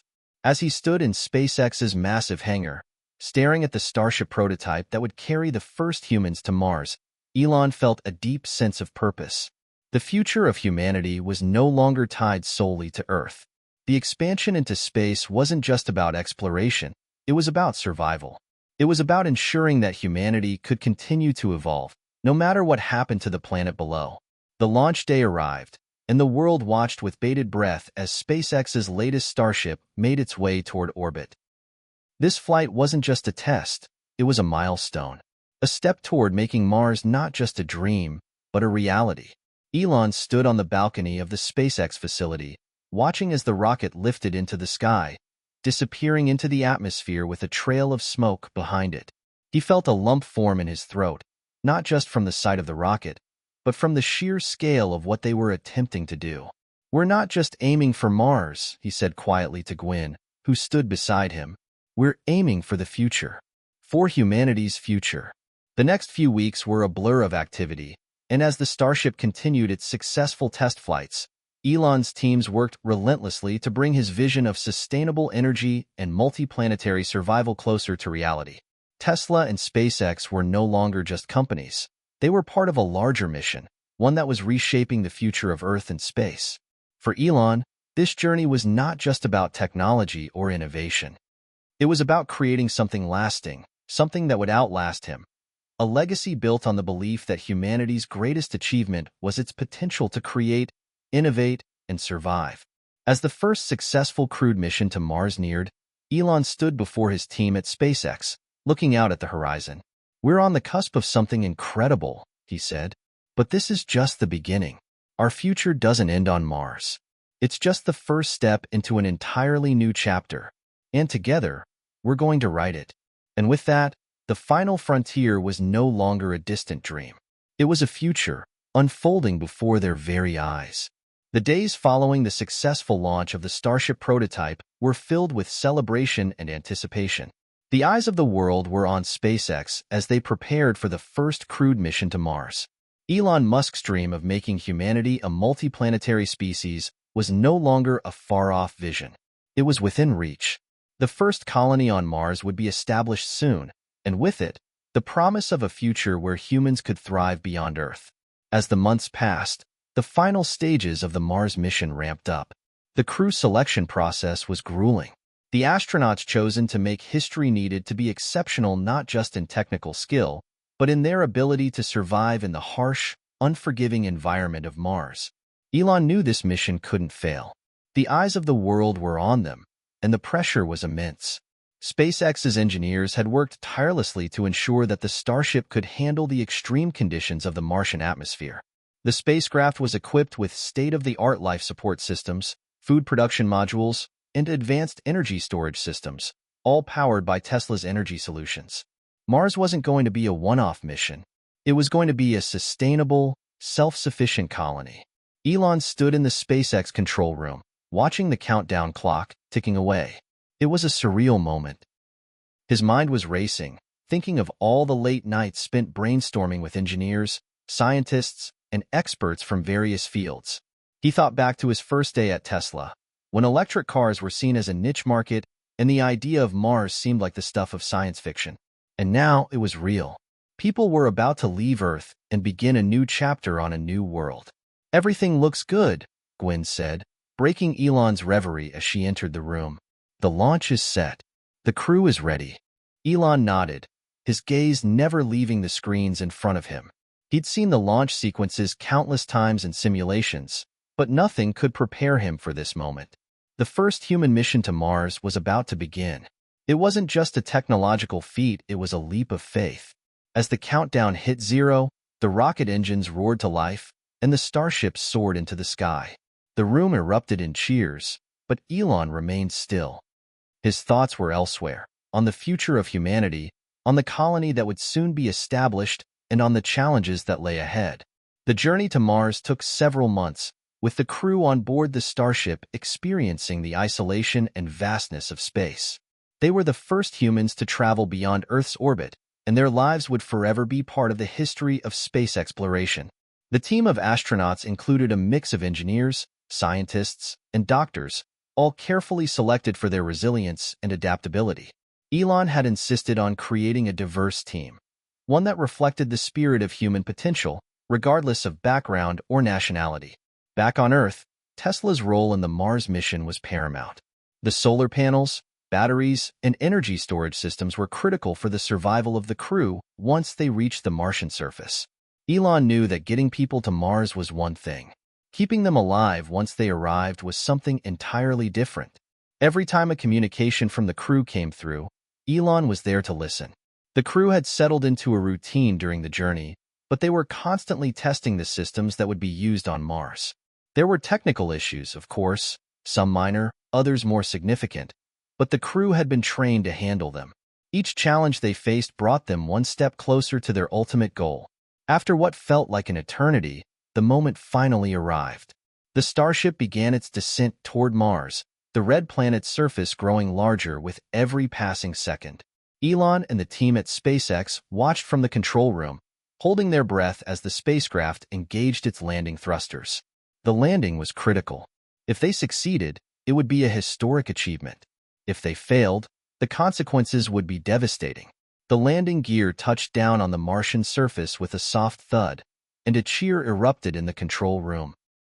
The first human presence on Mars was now a reality. The crew, still in their seats, let out a collective sigh of relief. They had done it. They had made it to Mars.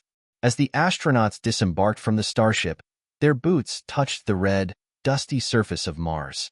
The sight was surreal. The Martian landscape stretched out before them, barren, desolate, and breathtakingly beautiful. Elon had seen many pictures of Mars, but there was nothing like witnessing it firsthand, through the eyes of those who had just set foot on it. The crew moved swiftly, setting up the initial habitats and beginning the process of unpacking the supplies that had been brought along for the mission. The solar panels were the first to be deployed. Tesla's solar technology was already making an impact on Mars, providing power for the habitats, communications, and other essential systems. The energy storage systems, developed by Tesla and SpaceX, would ensure that the colony had power even when the sun was obscured by dust storms or the long Martian nights. As the astronauts worked, they received a message from Earth. It was from Elon. "Congratulations, everyone." Elon's voice crackled through the communication system. "You've made history. You've done something that humanity has only dreamed of for centuries. But this is just the beginning. The real work starts now. Make sure you stay focused. Mars is unforgiving, but with the right technology, the right mindset, and the right team, you will thrive." Back on Earth, Elon watched the live feeds from Mars with a mixture of pride and anxiety. This was what he had been working toward his entire life. The first human colony on another planet. A new chapter for humanity. But as always, he was thinking ahead. The work was far from over. The real challenge was in making this colony self-sufficient. Power, food, water, air. These were the building blocks of survival on Mars. And Elon knew that the technology he had developed with Tesla and SpaceX was only the beginning. Next, he muttered to himself, we'll need to start working on the next generation of habitats, and then we'll need to make sure we're not just surviving on Mars, but thriving. We can't afford to wait for answers. We have to build them. Months passed, and the Mars mission progressed. The astronauts continued to work tirelessly, expanding the colony and testing new technologies. The first crops were successfully grown in Martian soil, thanks to advanced hydroponics and energy-efficient farming systems. The colony was still in its infancy, but it was growing. Back on Earth, the progress of the Mars mission was being closely watched by governments, scientists, and space enthusiasts alike. Elon had been right all along. The mission was about more than just leaving Earth. It was about creating a sustainable future for humanity. And if they could make it work on Mars, they could make it work anywhere. As the colony continued to expand, Elon found himself standing at the forefront of a new era, one where humanity had become an interplanetary species, capable of surviving and thriving on a planet far beyond its origins. And as he looked up at the stars, he knew that this was just the beginning. The universe was vast, and there was so much more to explore, to learn, and to achieve. For Elon Musk, the future wasn't something to be feared. It was something to be built, and the journey had only just begun. Back on Earth, the news of the Mars colony was nothing short of revolutionary. The moment humanity had long dreamed of had finally arrived, and it was thanks to Elon Musk and his vision for SpaceX and Tesla that it was made possible. But as Elon stood at the pinnacle of this monumental achievement, he couldn't shake the feeling that the true impact of this journey was just beginning to unfold. The ripple effect from the Mars mission began to spread far beyond the confines of space exploration. People all over the world were watching the brave astronauts living on Mars, and for the first time in history, the idea of space travel was no longer the domain of scientists and engineers. It was becoming a shared dream for all of humanity. Space was no longer the final frontier. It was an achievable destination. Elon sat in his office at Tesla, staring out the window at the sprawling city of Palo Alto. His phone buzzed with messages and updates from all corners of the world. Governments, corporations, and even everyday citizens were reacting to the success of the Mars mission. Many wanted to know how they could be a part of this new era. Some saw it as the perfect opportunity to rethink humanity's relationship with the planet, how resources could be shared and managed more efficiently. Others, including environmentalists and activists, hailed the success of the mission as evidence that humankind had the ingenuity to solve Earth's biggest challenges. But not everyone saw the achievement through such optimistic eyes. Some critics argued that the resources spent on a Mars colony should have been used to fix the issues on Earth first. Was it ethical to send people to another planet while millions still lived in poverty, without access to basic necessities like clean water, food, or electricity? Were we so focused on the stars that we ignored the pressing needs of the very planet we called home? Elon had heard the critiques. They weren't new. He had faced backlash for his work at Tesla and SpaceX from the very beginning. Accusations of overspending, risk-taking, and impracticality. But he had always believed in the power of bold ideas to change the world.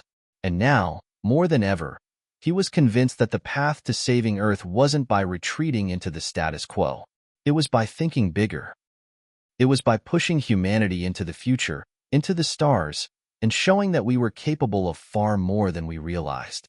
The success of the Mars mission sparked a wave of new projects and collaborations. Governments, universities, and private corporations around the world sought to partner with SpaceX and Tesla on new ventures. Elon was bombarded with requests for meetings, interviews, and ideas. It seemed as if the world was awakening to the possibility that we could all contribute to the future of space exploration and to the future of life on Earth. One such request came from an unlikely source, an organization dedicated to environmental conservation. Elon had always believed in the power of sustainable energy to address climate change, and now this group wanted to collaborate on an ambitious project, using the technology developed for the Mars mission to tackle Earth's energy crisis. Elon, this is incredible, said the representative from the organization, a woman named Emily Garcia. We've been following the progress of the Mars colony, and we see an opportunity here. The same renewable energy systems you've developed to power the Mars habitats could be adapted to bring clean, sustainable power to remote areas of Earth, places that have never had reliable access to electricity.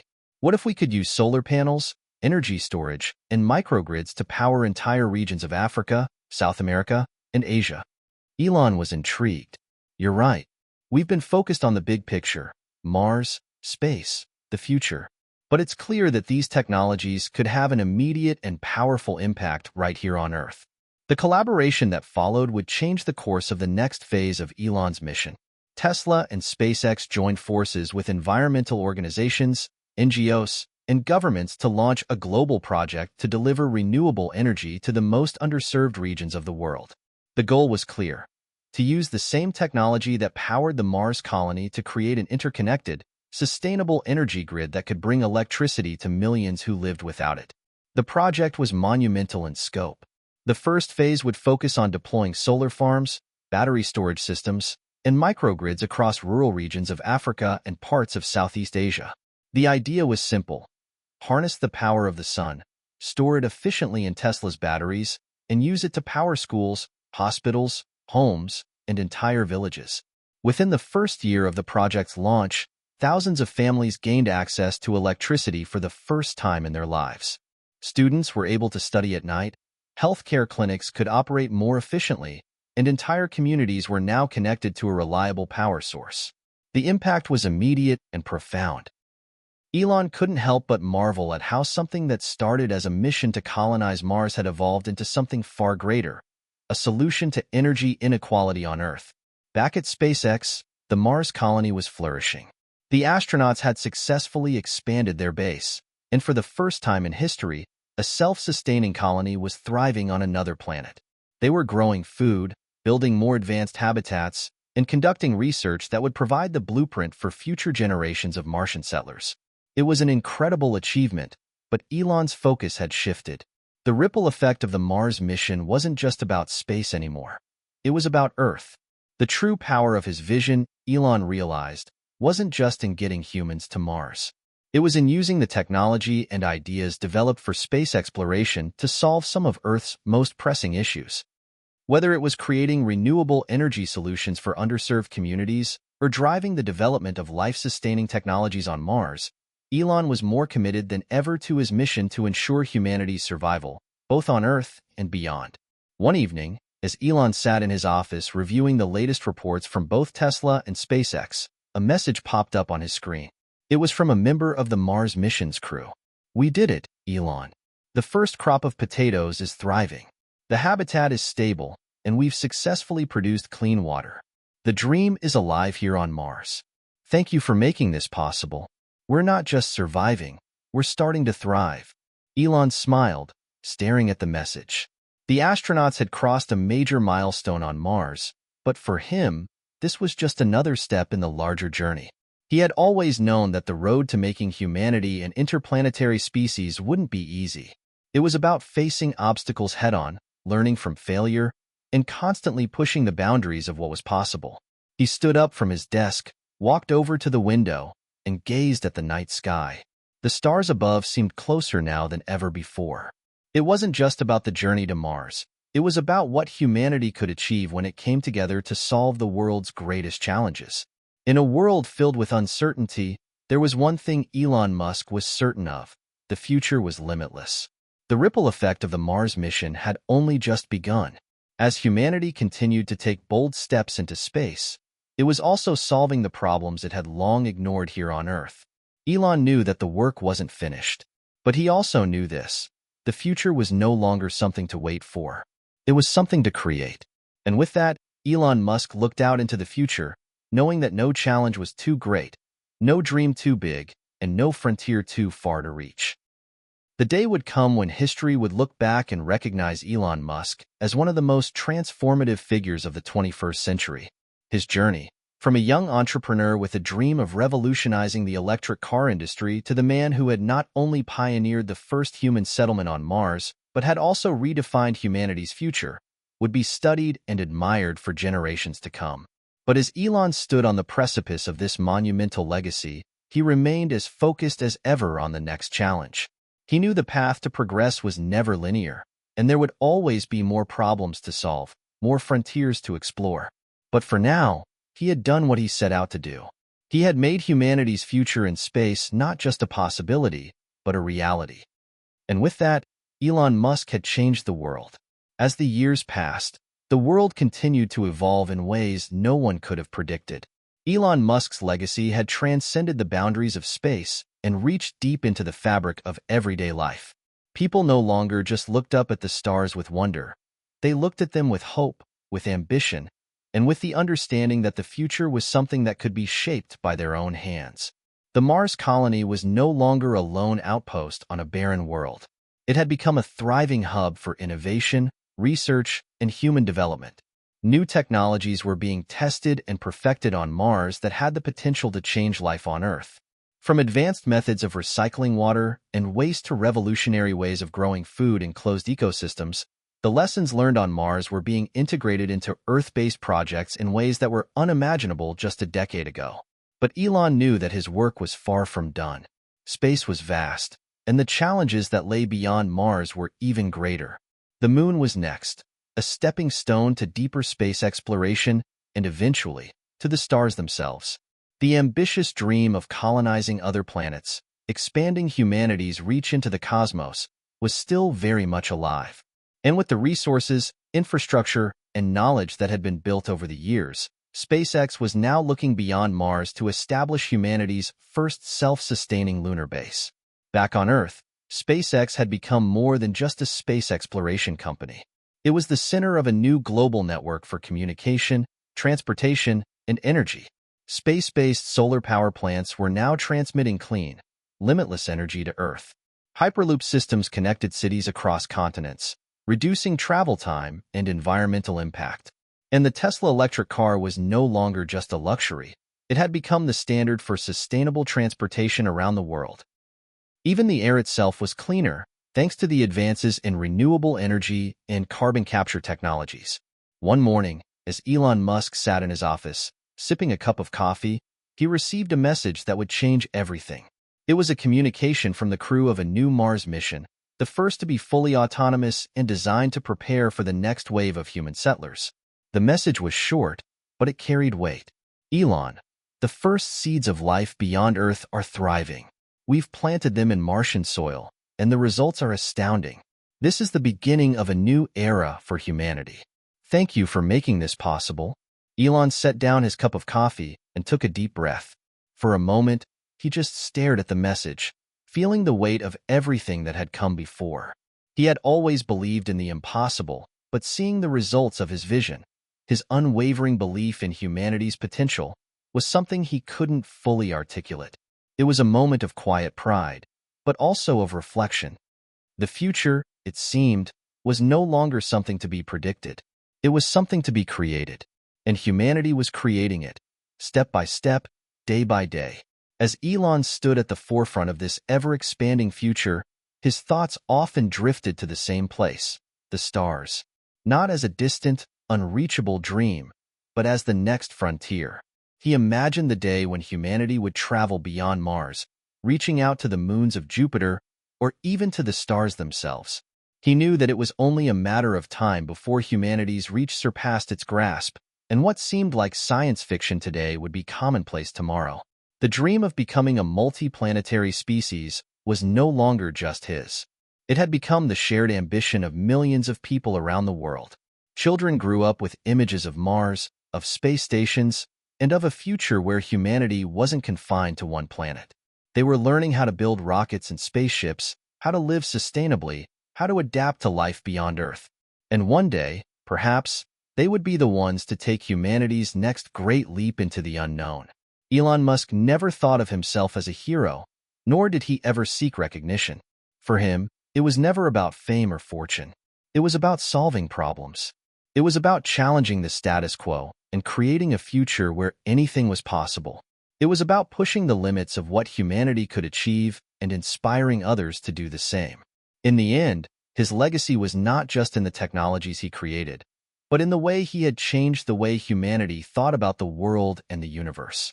He had made people believe that the impossible was possible, and that belief, more than anything else, would carry humanity into the next century and beyond. As he looked up at the stars one last time, Elon Musk smiled, knowing that his journey was only one chapter in a much larger story, one that was just beginning. The infinite horizon awaited, and humanity was ready to meet it.